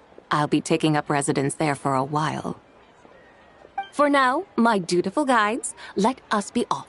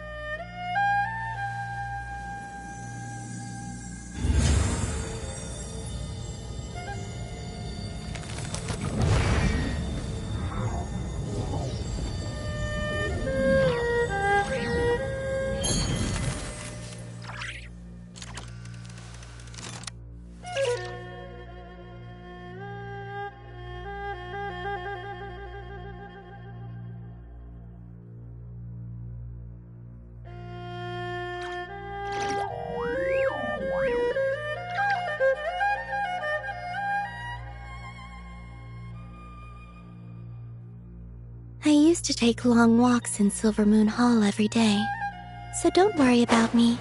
I can keep up. Huh? Aren't we going to Yilong Wharf? How do we end up on this mountain? Is that small town over there not Yilong Wharf? I sense a familiar scent wafting through the air. You're right! Except for the smell part. Paimon doesn't smell anything. That is because this scent is the essence of jade, which can nourish the spirit. Oh, yeah! Shenyu Vale does have a lot of jade, but Paimon didn't think jade smelled like, anything. Naturally, this has reminded me of something. And what's that? A few simple tricks for mastering one's power.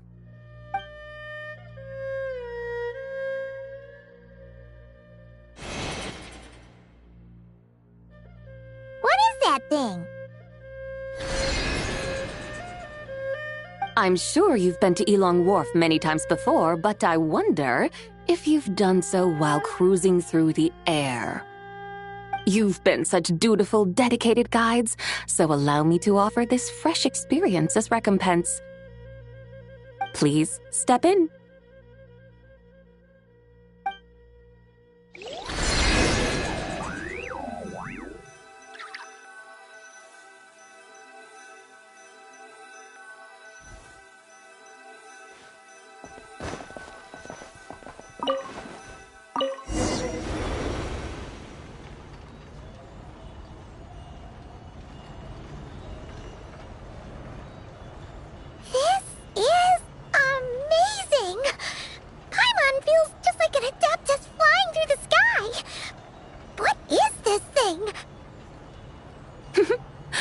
created it from my memories of the chariot of the Lunar Palace. Many years have passed since I last laid eyes upon it, so there may be some discrepancies. Nonetheless, it is functionally much the same. A lunar chariot? Wow! Paimon never imagined she'd get to ride in one! So, Sabai, does that mean you used to work on the moon? Work. That's an interesting way to phrase it, though I suppose you are correct. I was once an angel, a member of a race tasked with guiding humanity. Then, graced by serendipity, I became a moon envoy. Huh? What's a moon envoy? Some kind of super important angel? As you would understand it, a moon envoy is a job title. Any angel, or non-angel, can become a moon envoy. Does that mean you're not the only one? Of course not. Though my memories are still hazy, I vaguely remember some of my colleagues. There was one who liked to take on the form of an ibis. An ibis? Could it be... Can all moon envoys turn into animals? Does that mean Rauma could take that job? She can turn into a deer, and moon chanters are some sort of lunar envoy anyway, right? Moon chanter? I have no idea what those are. Oh, okay then.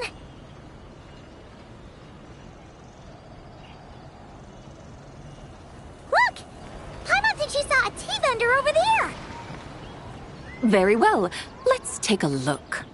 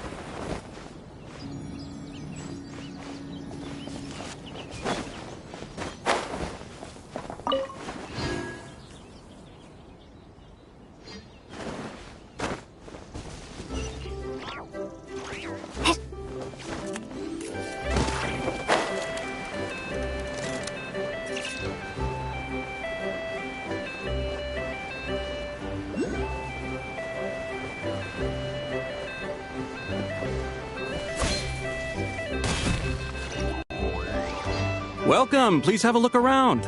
We only sell teas of the finest quality sourced directly from Chaoying Village. Right now we're offering a special discount for Lantern Rite. Look over there! Discounted tea!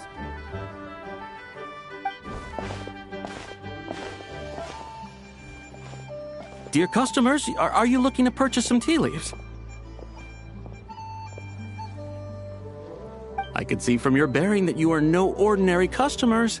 My humble shop has some exquisite teas that should satisfy your more refined tastes. We're not here for quality. We're looking for a discount. A discount? Well, that's a coincidence. Our Sunglaw tea is on sale right now. A special festive offer. Something about the name of that tea sounds familiar to Paimon. Buy 3 boxes of Sunglaw tea during the festival to get 10% off.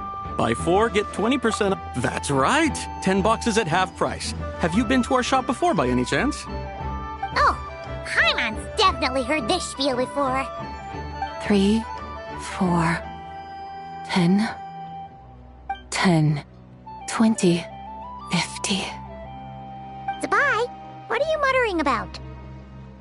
When purchasing 3, 4, or 10 boxes, the corresponding discounts are 10, 20, and 50%. The intervals between the two sets of numbers are 1 and 6, and 10 and 30. Look! Her eyes turned blue! That's gotta be a first! If the differences between intervals remain equal, the interval after 6 should be 6 plus the difference between 6 and 1, which is 11. Similarly, after 30, the next interval should be 50. Therefore, extrapolating upward, the next two numbers in each set should be 21 and 100. You're making Paimon's head spin! Those numbers? What do they mean? They mean that if we buy 21 boxes of Songlot tea, we should get a 100% discount! 100% discount? You mean we'll get them for free? Oh, there was a pattern to the discounts. Is that right? The pattern we speak of is mathematics, little one. A pattern that is always right. That's amazing! You're a shopping genius, Sabai. Oh, wait. Something feels off here. I had no idea our shop's discounts were tied to the laws of nature. I've learned so much from you, dear customer. No need to thank me. Now, please give us our 21 boxes of free tea. Wait! What's the matter? Paimon just realized what it is that's not right. It took you long enough.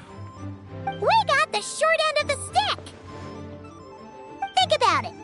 If we don't have to pay when buying 21 boxes, then if we buy even more, the vendor should be paying us money instead, right? Huh? Hey, Zibai, work this one out. If we buy 100 boxes, we'd make loads of money, wouldn't we? It stands to reason. Wait a moment, dear customers. Don't you think you're haggling a little too hard? You are the one dictating the discounts. We're simply extrapolating the numerical patterns within. As such, we are hardly haggling. You have a point. However, that's right. I'm so sorry. I just remembered. My supplier didn't come today, so we don't have any tea after all. Such a shame. Terribly sorry about this. Awful luck. Where can we find your supplier? Well... Not to fret. We'll save you the effort and go straight to the source ourselves. Well, you see, dear client, the supplier's discount isn't as generous as ours. You won't be able to get the same price from them. Huh? Does that mean they won't pay us for taking their tea? They might not even offer you a 100% discount. How very unfortunate. Nevertheless, as the original supplier, they must offer some sort of discount. Besides, we're not looking to make money. We just want a good deal. Well, that's great. My suppliers are all tea farmers from Chaoying Village. You can go ask around the village, but please don't say I sent you. Do not worry, we appreciate your generosity. Referring customers to your business partners, even choosing to remain anonymous, the demeanor of a true gentleman indeed. Your business will surely prosper. I hope you're right. Then let us head to Chaoying Village. Do you know the way, my guides? Of course! Just follow us!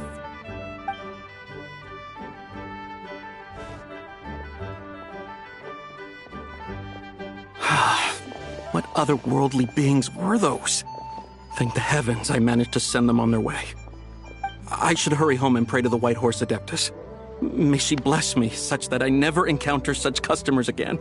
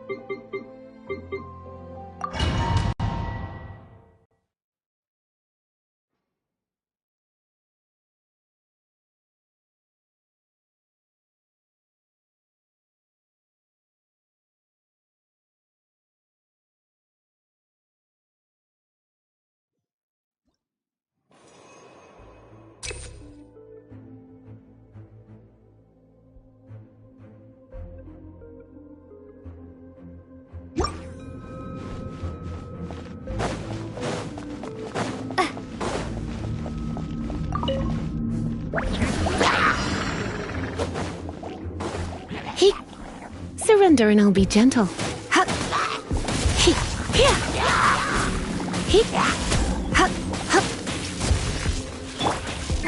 A new moon roses.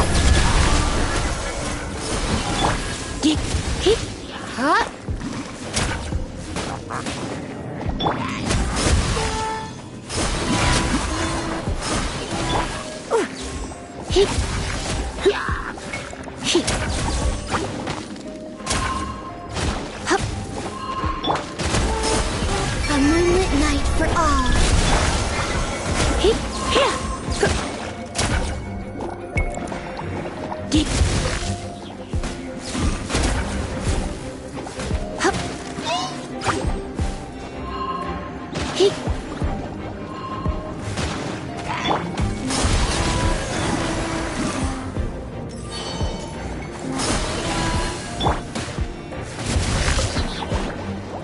Try not to enjoy this too much.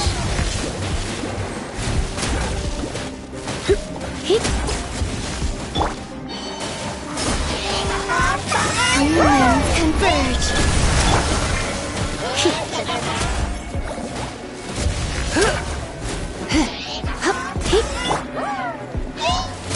Be gone! Come on, we can do it.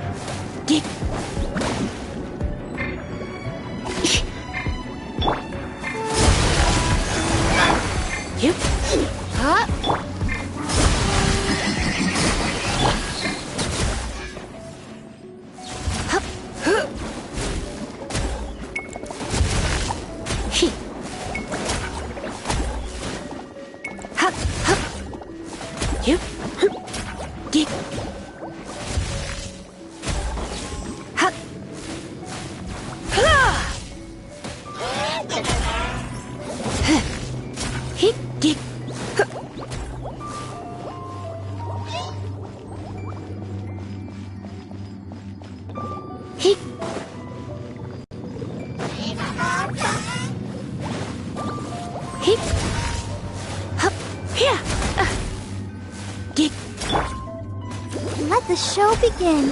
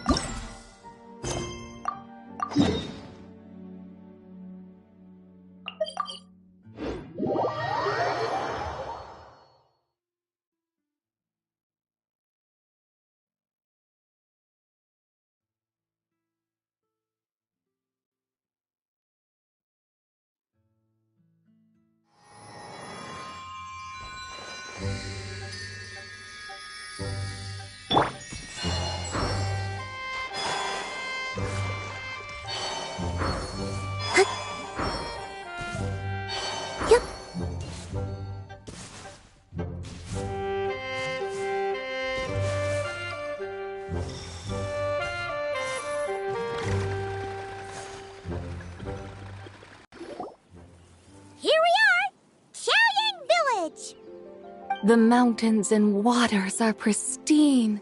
They embody the beauty of heaven and earth. It's a good-looking place, all right. But it's hard to enjoy the scenery when Paimon can't stop thinking about all that tea-buying Mora we're missing out on. Should fate dictate, Mora will find its way to you sooner or later.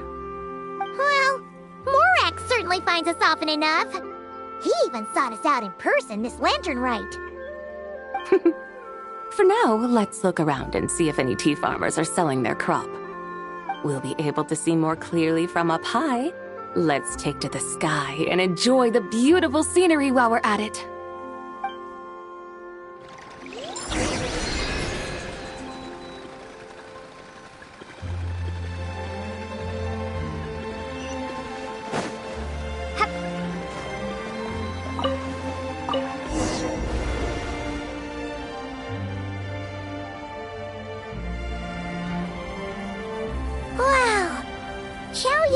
Looks beautiful from up here. Indeed, the houses here are quite different from those in Liyue Harbor. They follow the natural contours of the mountains, forming unique, elegant structures. Yeah, it's super beautiful. The white walls and dark tiles frame the emerald waves of the terraced fields, while the curved eaves and tall gateways juxtapose each other with grace. It's almost too beautiful to be true. The crowing of roosters and barking of dogs, the calls of farmers working the fields, a vibrant pastoral chorus overflowing with earthly vitality. Yeah, it's incredibly beautiful, huh? Have you studied the linguistic arts by some chance? Huh? Your vocabulary for beauty seems rather constrained. Paimon knows how to say pretty as well. I see. Now then, let's take a look around and see if we can find any farmers selling tea.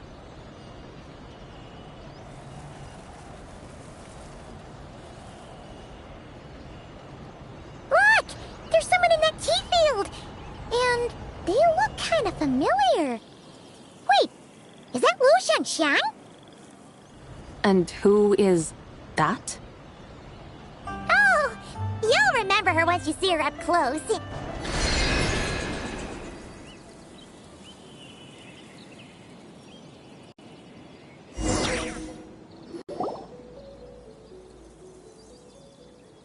there, Lu Xiangxiang! It really is you! Huh? Paimon, Traveler, and the White Horse Adeptus.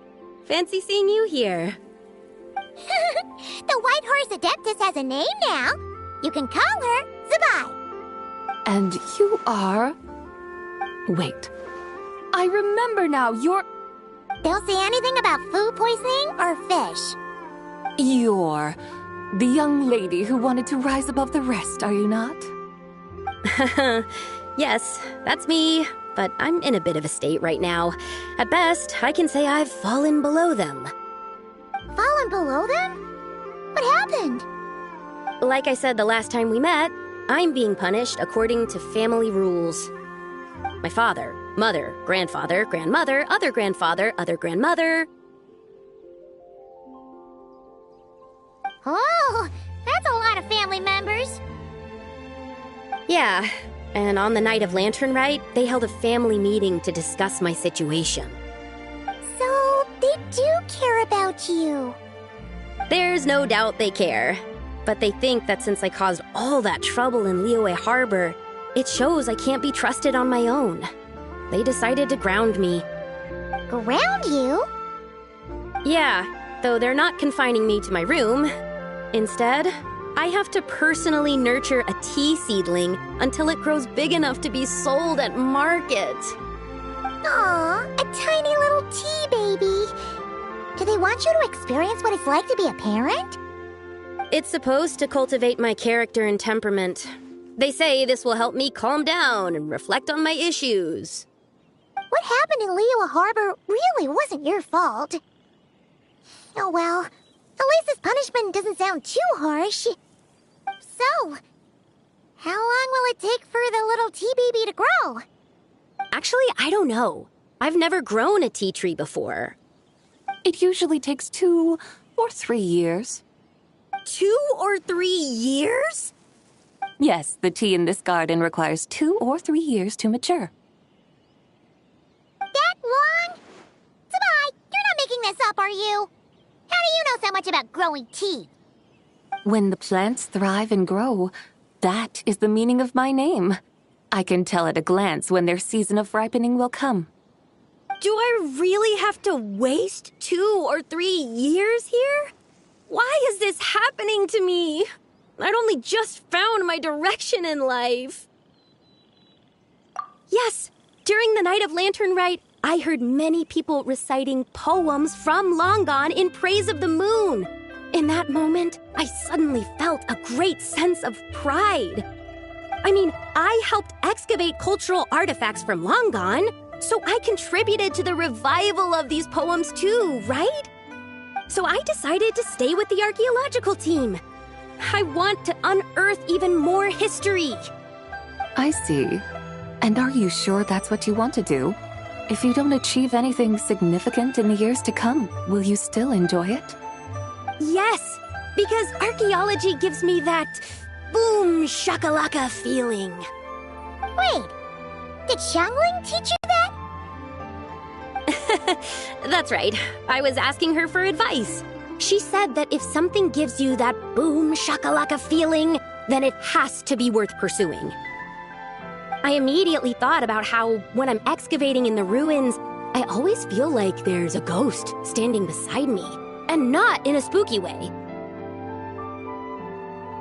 It feels like my great-great-great-great-great-grandmother patting me on the shoulder and saying, "Keep going. You're about to rediscover some grand ancestral knowledge." Right? It feels like I've made some kind of connection with my ancestors. Isn't that amazing? Since you've made up your mind, you should give it your all. And I'd love to, but I'm still grounded. Run away. Summon up a little boom shakalaka and leave the tea garden behind. Flee this village. That might be going a bit far. You don't want to lead others astray, Sabai. Yeah! Tell them about your great-great-great-great-great-grandmother.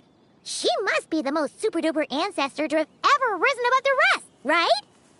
I'd be better off telling them about the White Horse Adeptus. After all, she's the supreme riser above the rest who saved my great-great-great-great-great-grandmother. Then it's settled. Tell your family that your decision has my blessing. Thank you, Tsubai, but I don't think cosplay is going to work on them. They won't listen. They don't need to listen. You need only follow the rules they've set out for you. What do you mean? As I'm sure you know, some ancient texts refer to the White Horse Adeptus as the Daughter of Time. My family history contains such records, but what of it?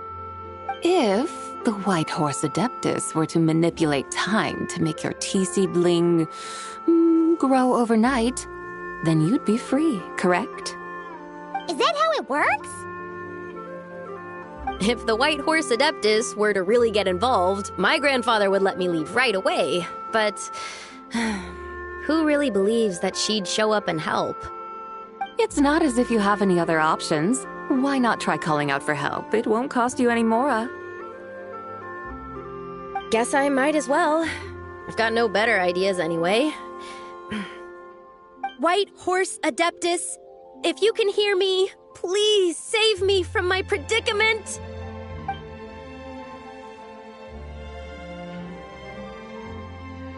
Ugh. Nothing happened, as expected. Perhaps the White Horse Adeptus has already heard your prayer. Why not come back here tomorrow and take a look? By then, the seedling you planted may well have grown into a thriving tea tree. Thank you, Tsubai, for trying to comfort me. I do feel better now. Kinda. Can't you really do something like that? Oh, it's getting late. Why don't you all stay at my house tonight? My family may be strict with me, but they're always welcoming to guests. That sounds great! Let's get some sleep and then come back here tomorrow to see if our tea baby has grown.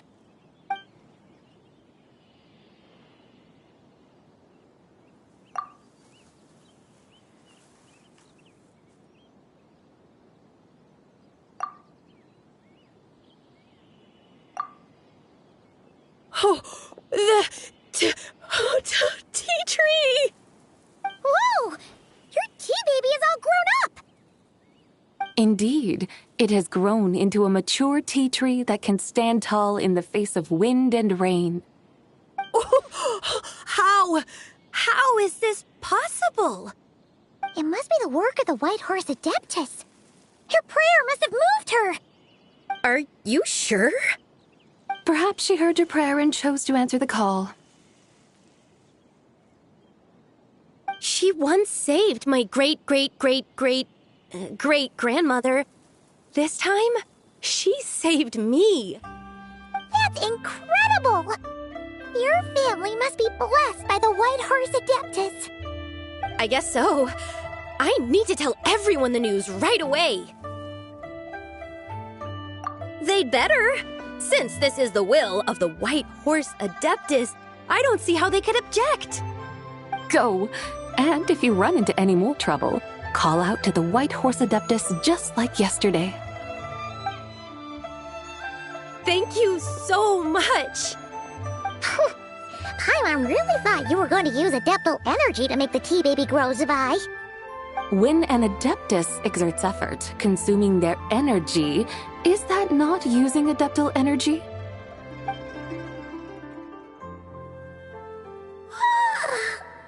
All right. What are we doing out here in the middle of the night? We're here to help Lu Xiangxiang fulfill her wish, of course. Can you really make the tea baby grow? It won't be easy, but there are ways.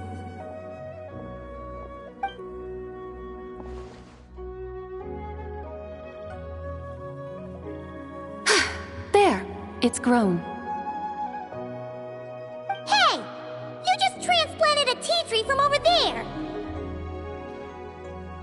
So, there's a mature tea tree here now, yes? Oh, yeah, but... And am I not the White Horse Adeptus? Well, yeah. Is this tea tree then not a manifestation of the White Horse Adeptus's will? You're not wrong.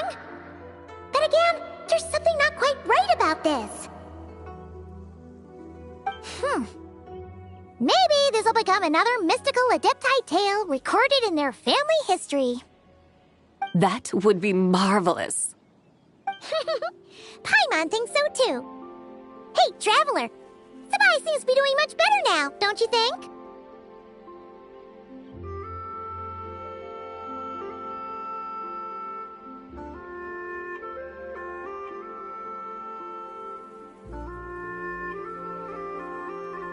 Oh! Paimon bets that's why Zhongli chose to send her on this errand.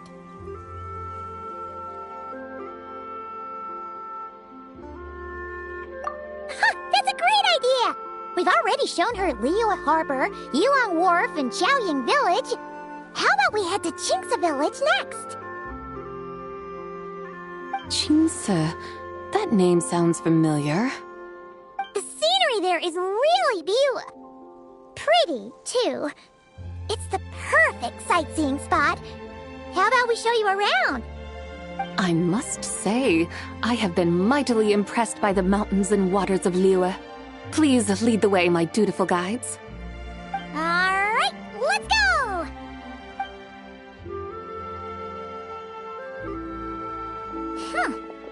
Paimon can't help feeling like we've forgotten something. Pay it no mind. I've already forgotten more than you will ever know. Alright. If we forgot something, it can't have been that important to begin with. Shiksa Village, here we come!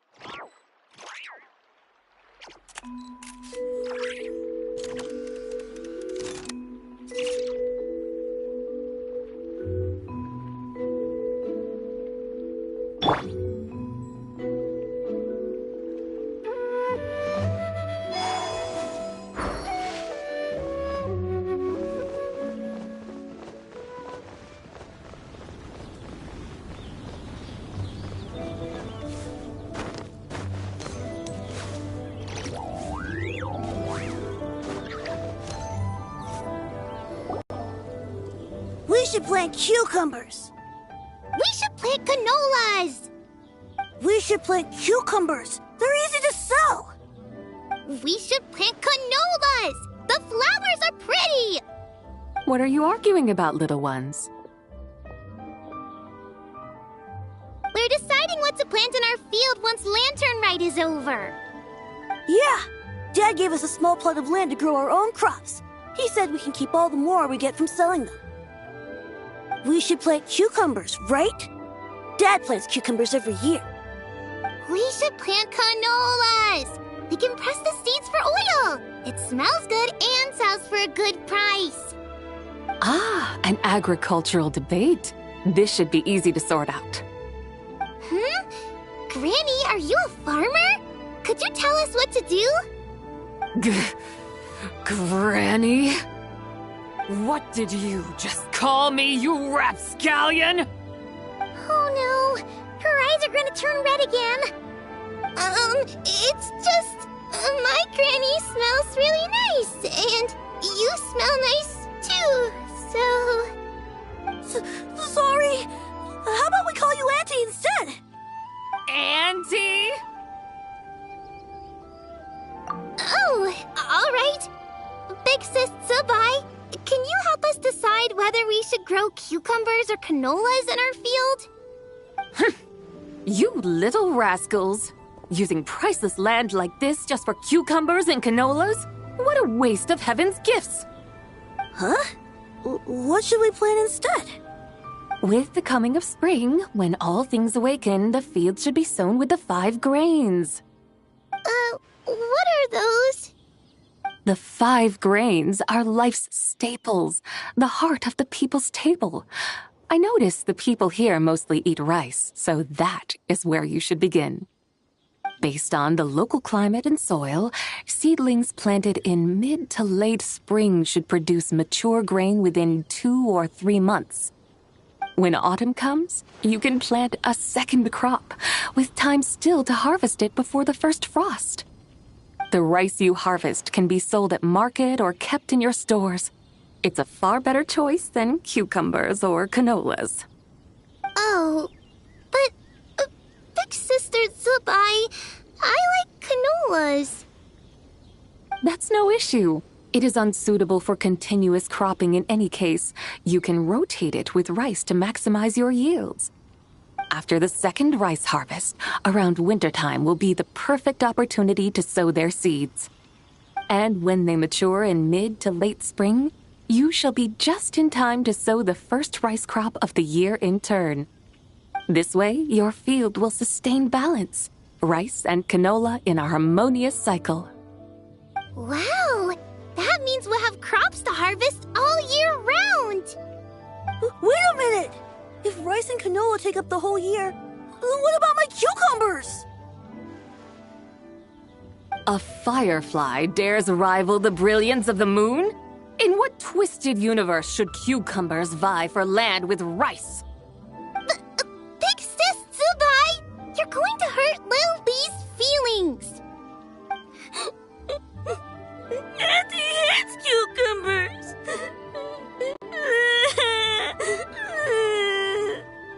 Stop crying this instant! I meant that cucumbers are simple enough to grow. There's no need to devote a whole field to them.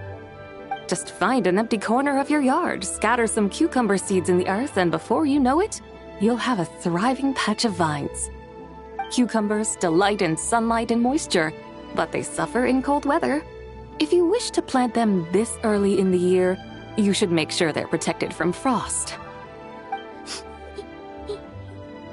Wow. Is it really that simple? Let's hurry home and get started right away! Are you really in that much of a rush? Well, thanks, Big Sis Tsubai, who's fierce but really good at farming. We gotta go! Thanks, Big Sis Tsubai! See you around! Paimon never imagined you'd know so much about farming. What's so strange about that? The people of Longon called me the god of soil and grain. Are the fields not made of soil? Is rice not one of the 5 grains? Huh. That's true. So, if the god of soil and grain is a farming god, that means the White Horse Adeptus must be a farming adeptus, right?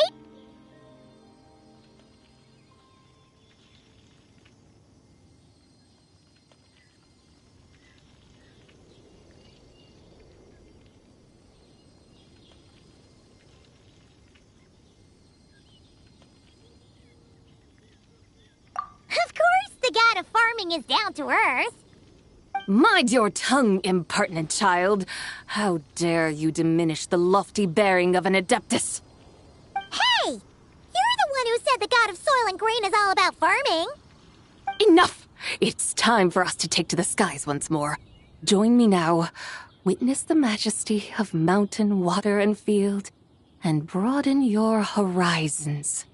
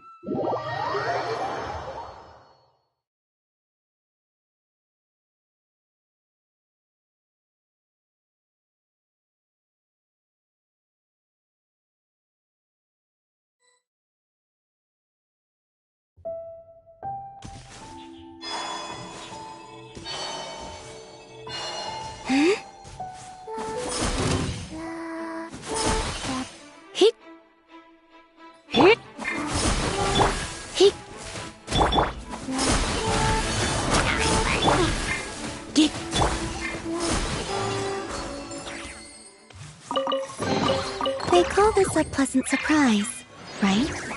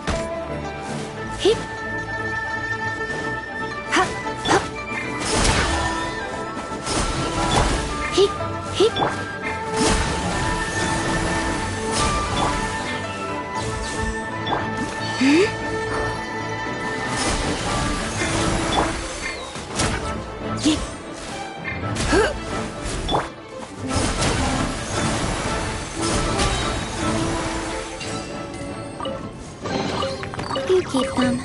I no longer need offerings.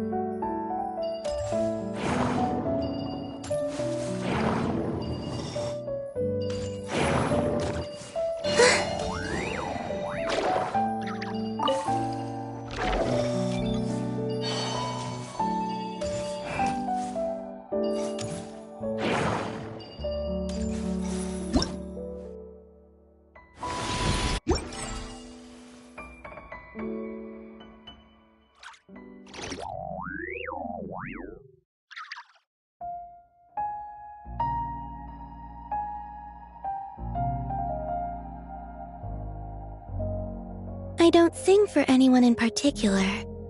Still, if someone stops to listen, I hope it provides a moment of peace all the same.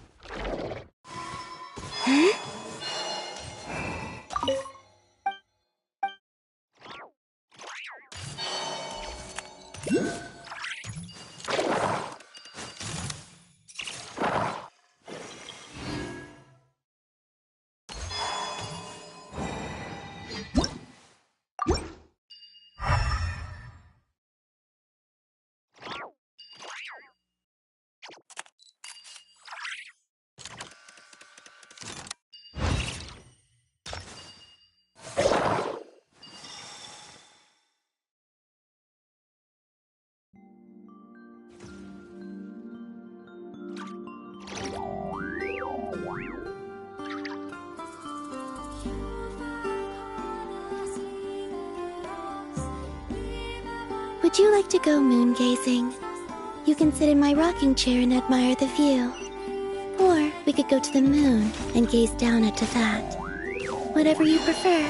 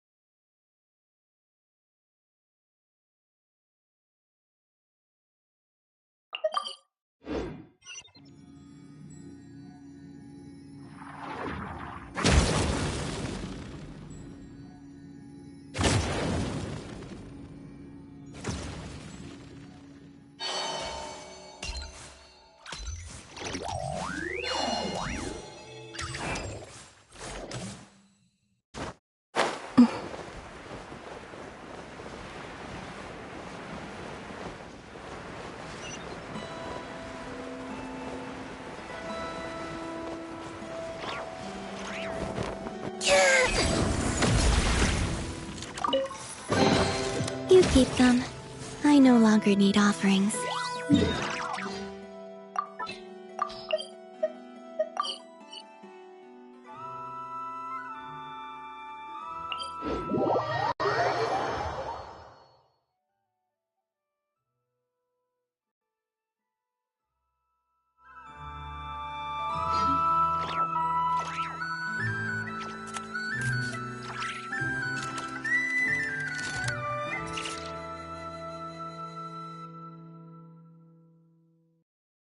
I used to take long walks in Silver Moon Hall every day, so don't worry about me.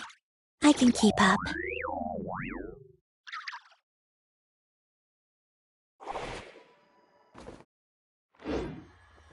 Huh? Another one?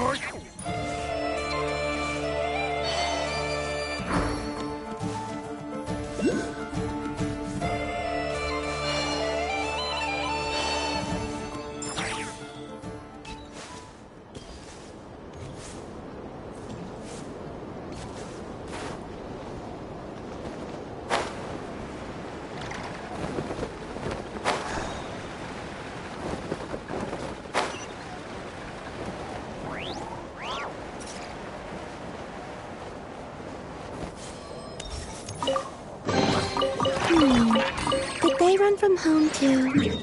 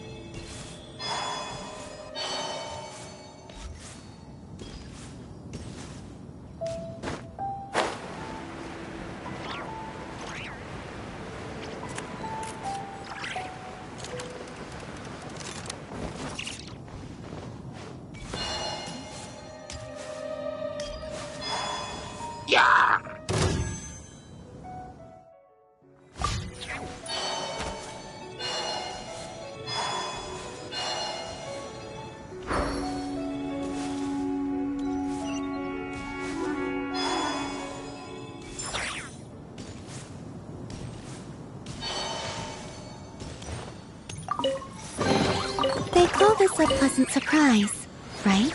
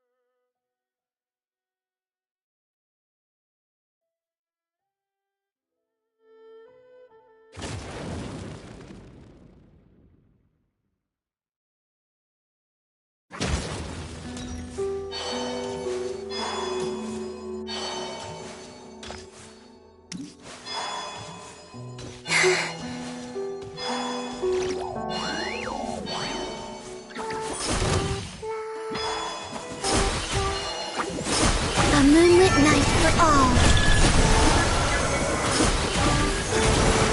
Whoa.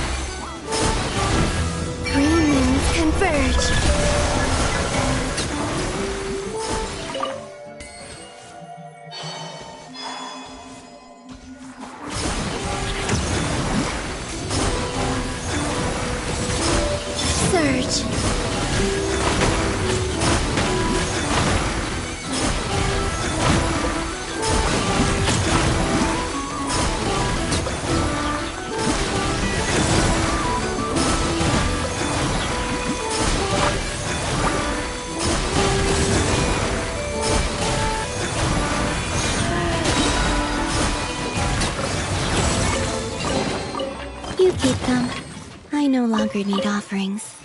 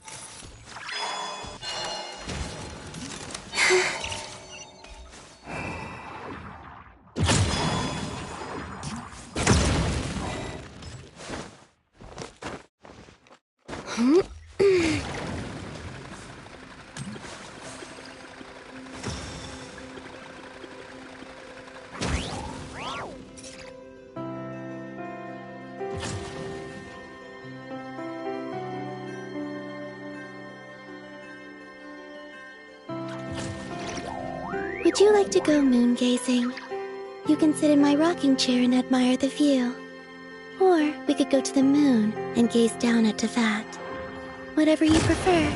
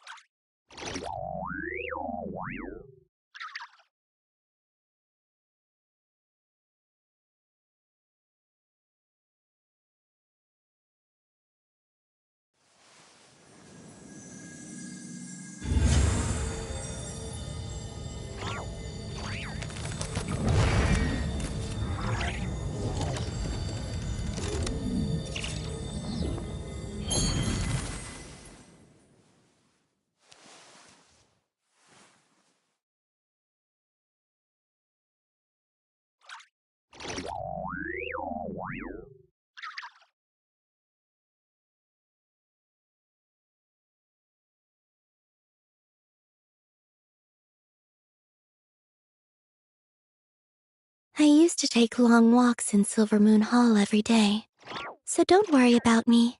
I can keep up.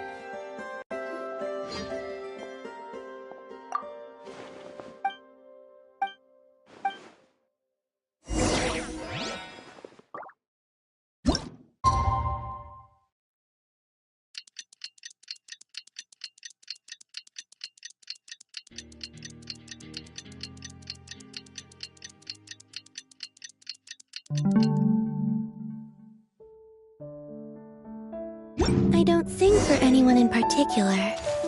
Still, if someone stops to listen, I hope it provides a moment of peace all the same.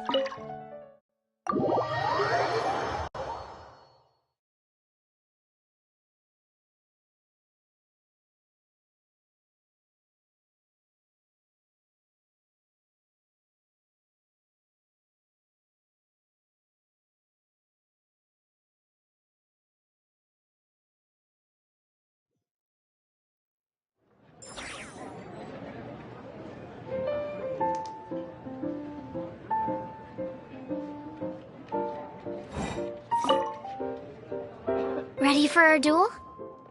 All right.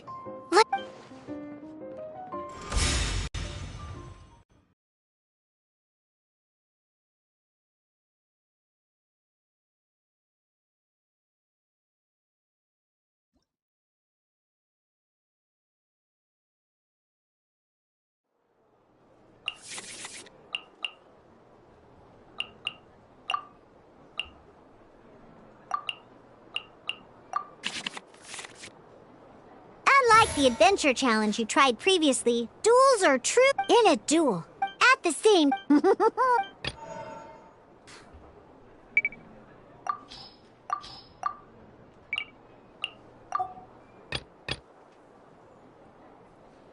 Let's go.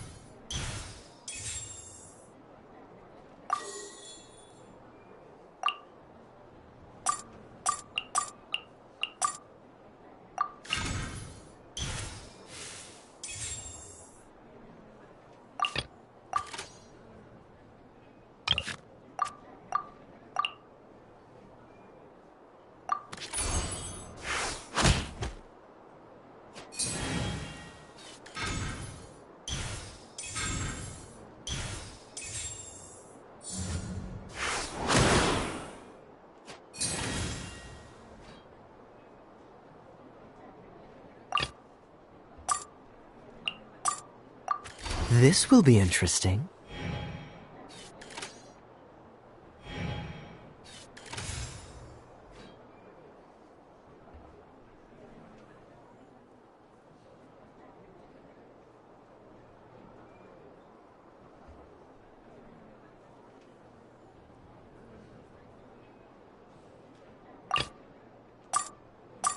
I want to help.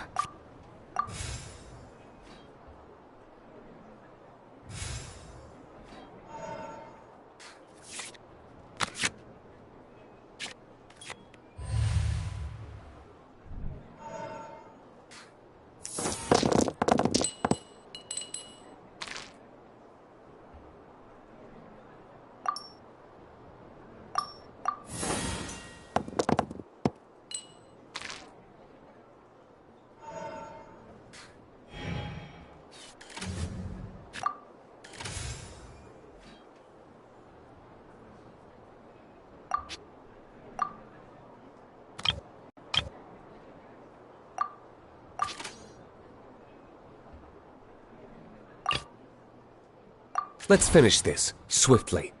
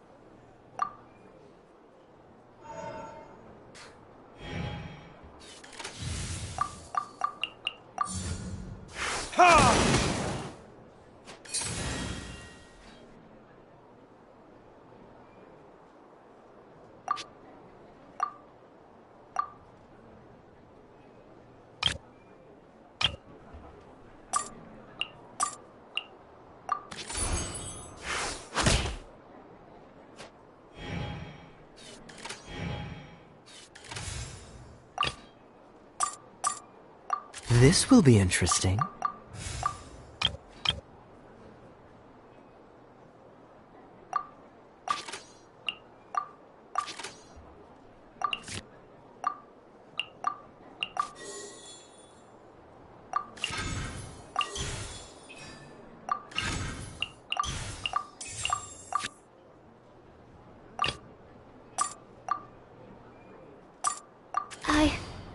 I can do it.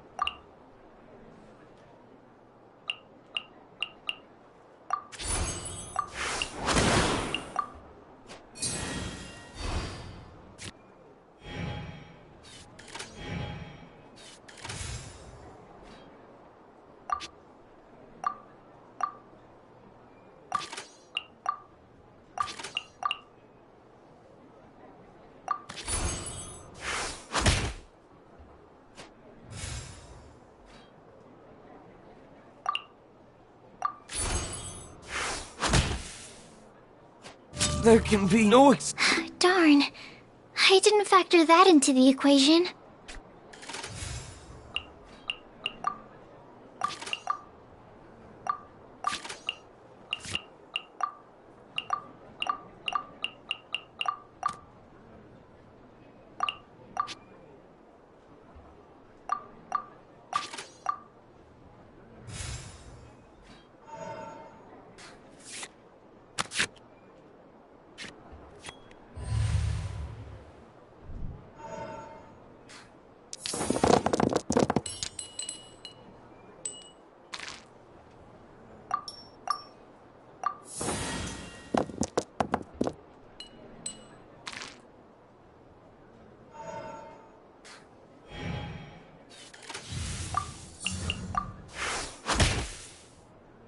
There can be no excuse or defeat. Ready when you... Okay. One character card defeated.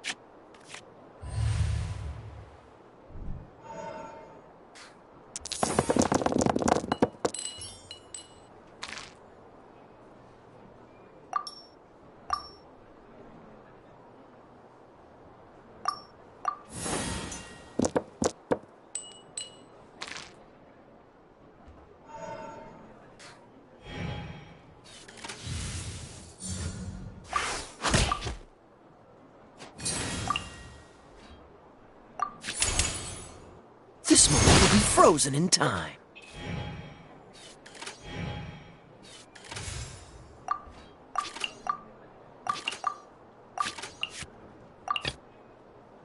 I want to help.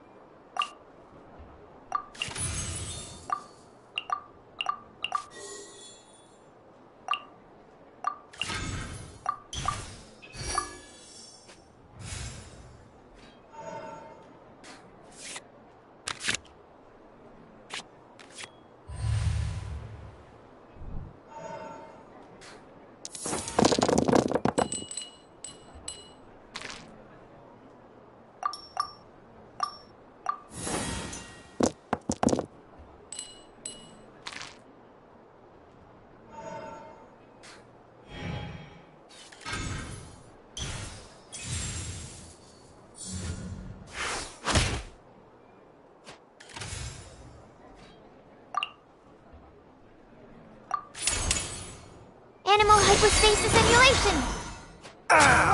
This... Oh, I wasn't expecting that.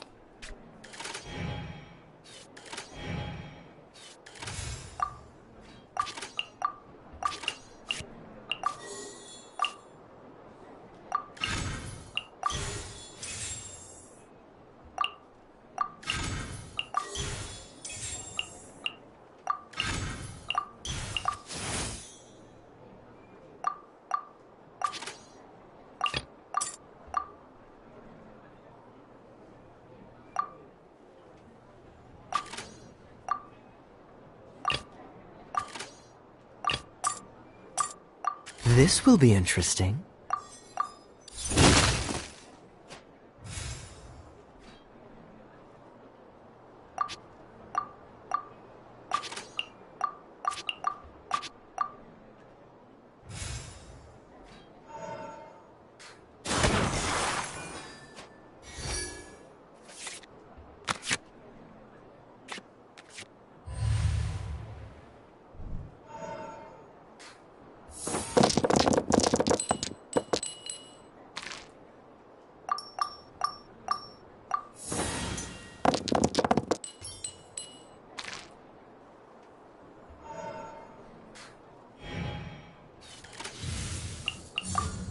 Stand clear!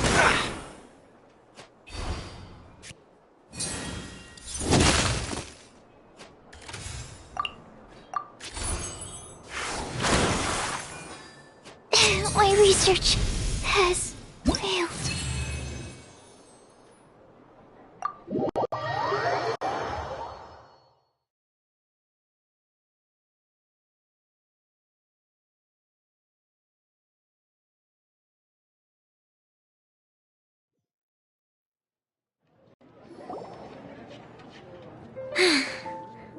I can't believe I lost when we had every decision is... That's not how the... Oh, I am... But it was a fun match. Paimon did it... Well, it's like that with my reason... playing cards... but... a losing... Besides, Sucrose, you're already... Thank you. Good. I'll definitely... Alright. I think you... Burning...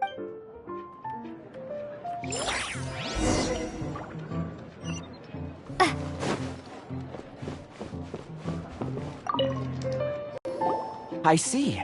So you have now grasped the rule. That's right. Sobering words from Prince there. But I'm afraid... Yes, basically. So... I agree. Same way? A well-trained Sucrose. Oh, yes, my goodness. Completely slipped my mind. Oh, Tomei's... Oh, that's right. So the cast... Oh, Paimon can guess what you... That would mean... Darn, what a letdown. All right. Probably for the... Okay, so go and see... But even for the... Excellent play.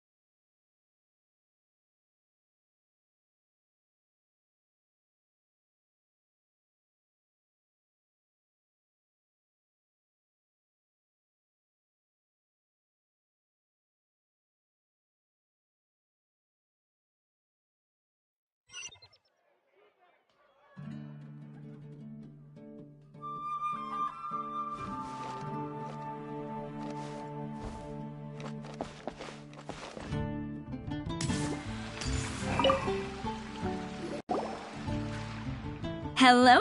Ah, I see you're... So this is... That's right. Yeah, well... True. So I'm glad that you're not wrong. All right. In that case, thanks.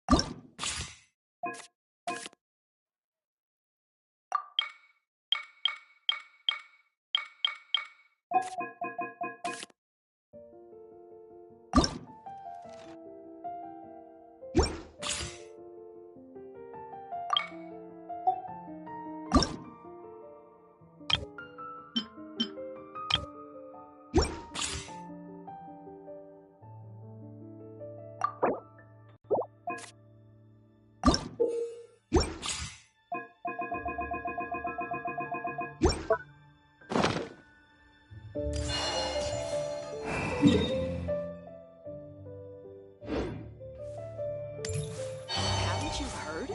There's a strange robber.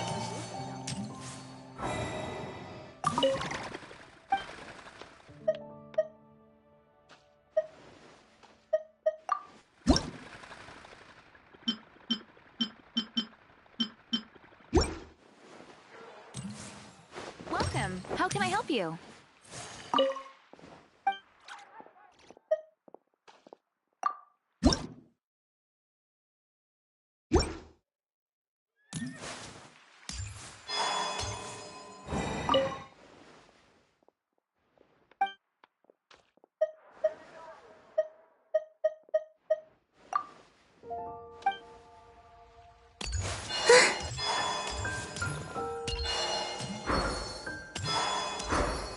There's a player nearby! That way! Let's go see! Aha! I'm sorry. We wanna be— Oh, I see you're serious. So be it. Then let the duel begin.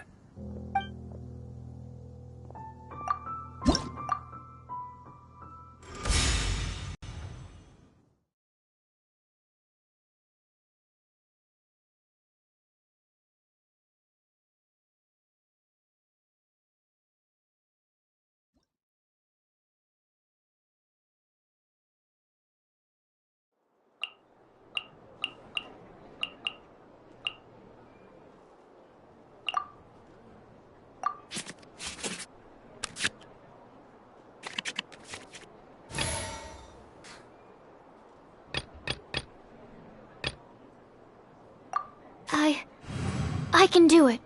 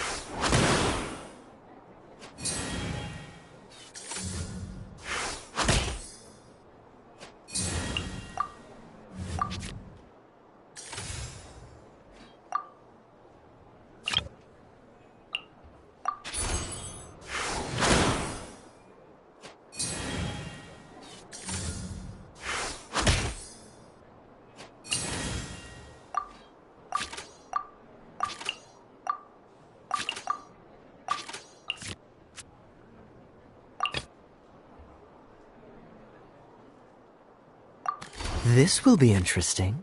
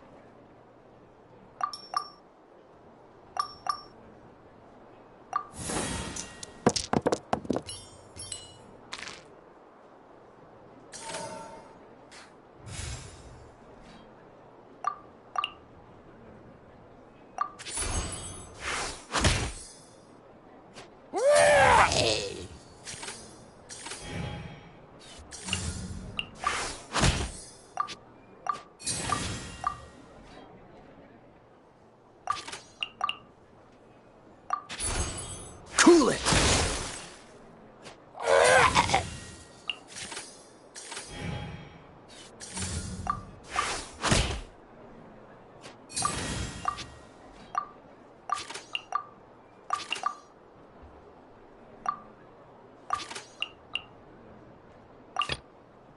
I want to help.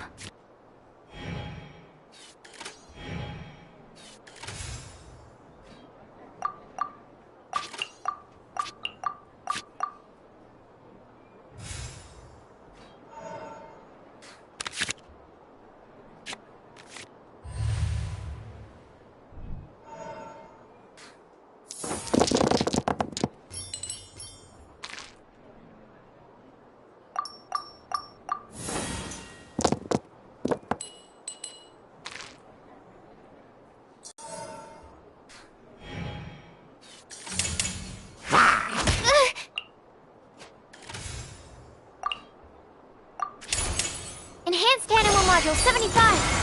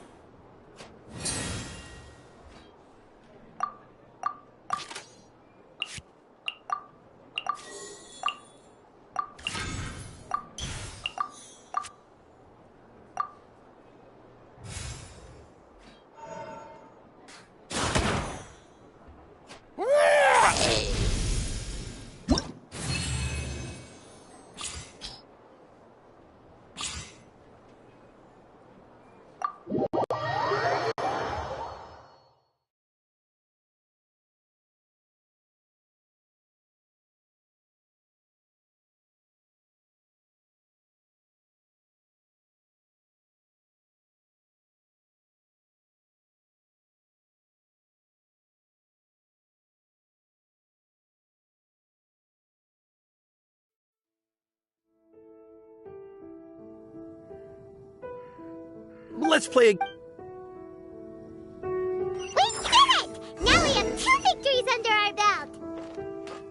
Let's get back to the cat's tail. Paimon wonders who Prince is gonna pick as our final contestant. It's been getting quite busy recently.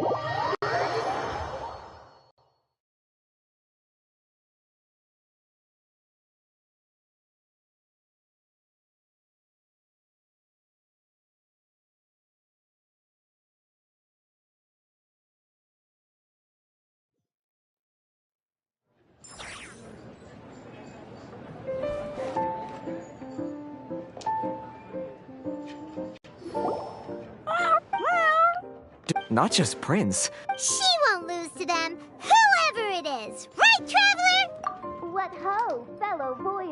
Step. Pardon my... Huh? You're a... That's what Prince...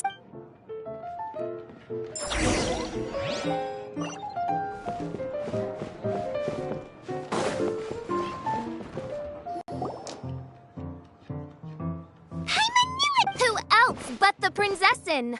For as... This path is a treacherous one. It must be... That is why no... Oh! Indeed. Oh, that's true. Ah, this makes sense.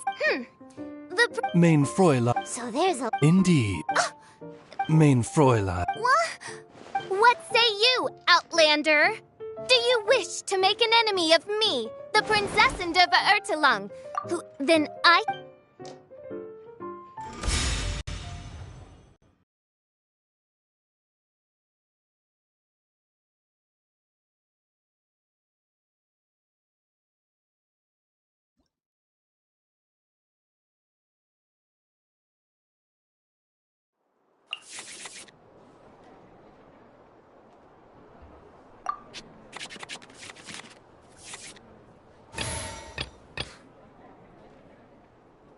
Let's finish this, swiftly.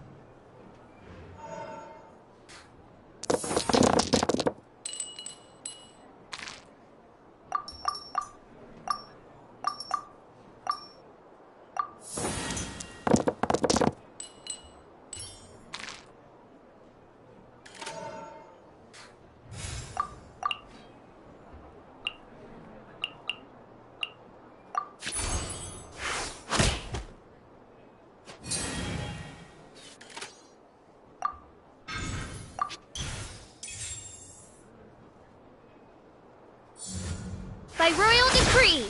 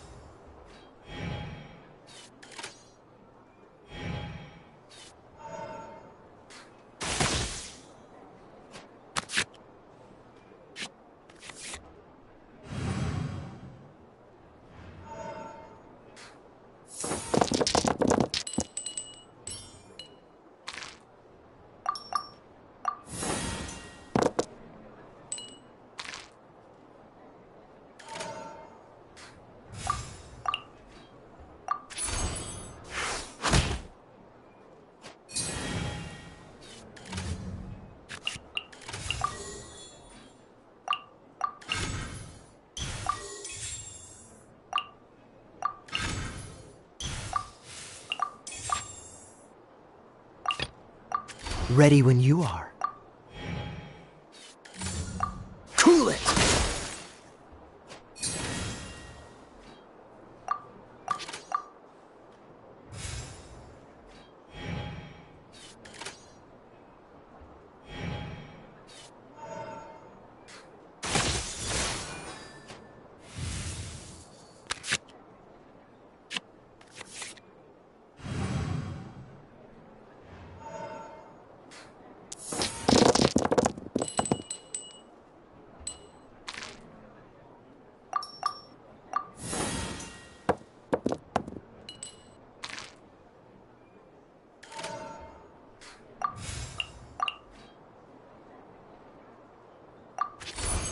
Freeze!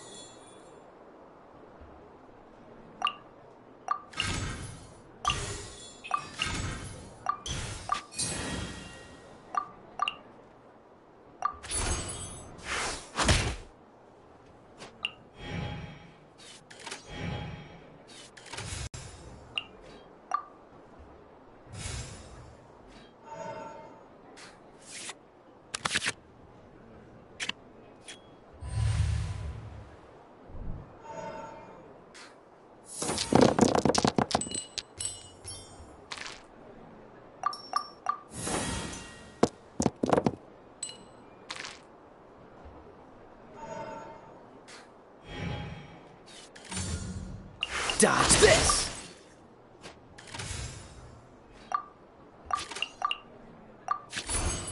Cool it! Don't push your luck!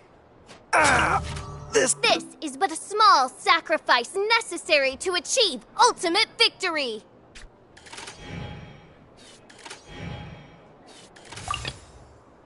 I want to help.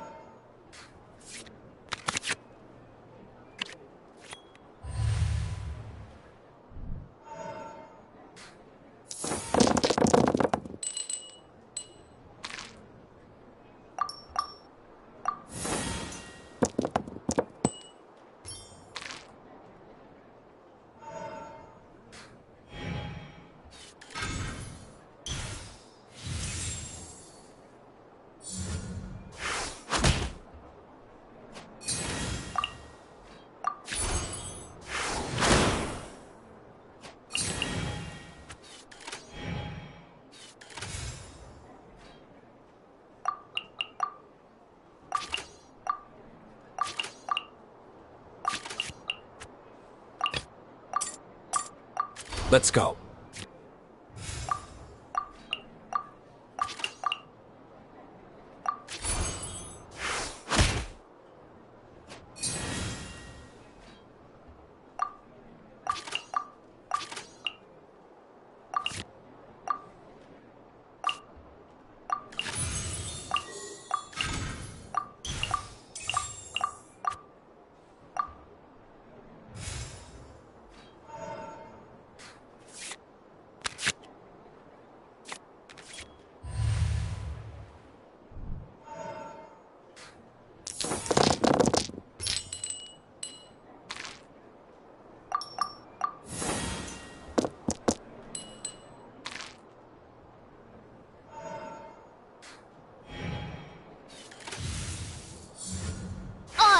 thyself.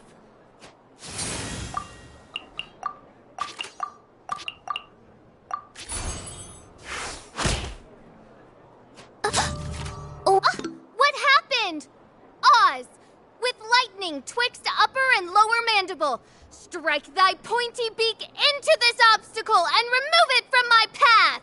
Mein Fräulein, I cannot simply attack the traveler.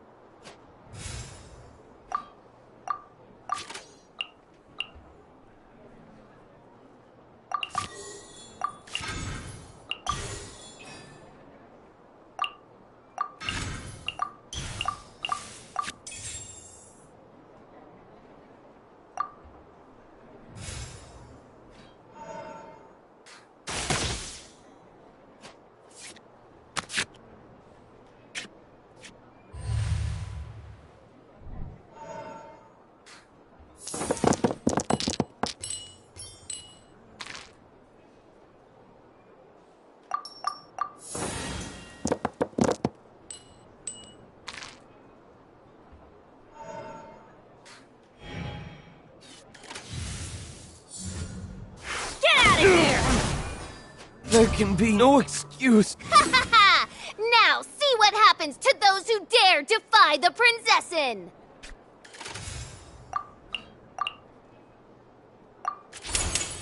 Oh, so sorry.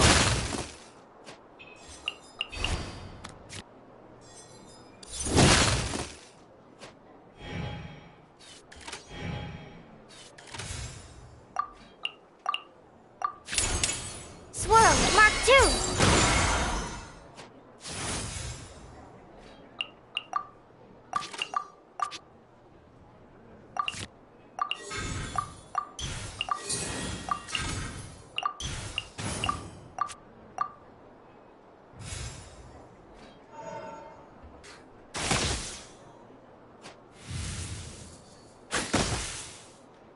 This is just my luck.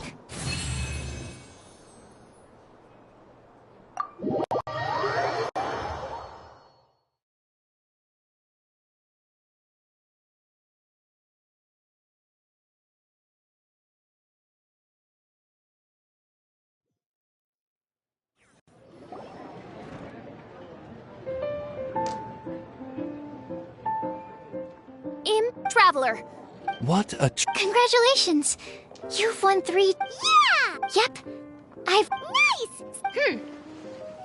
It seems I to commit... Mein Fräulein. Wow! It's official... 'Tis a mere... Oh, nothing would delight me more. One other thing.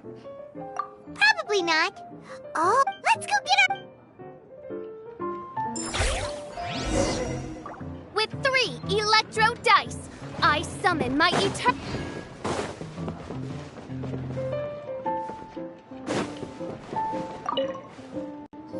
Ah, so it was you who... This handbook Secondly. And thirdly, whenever you wish to play a game with a friend, you can... Yes, it's right by the bar counter. Once you get the hang... That's it, really. Yes, indeed. Hope you have...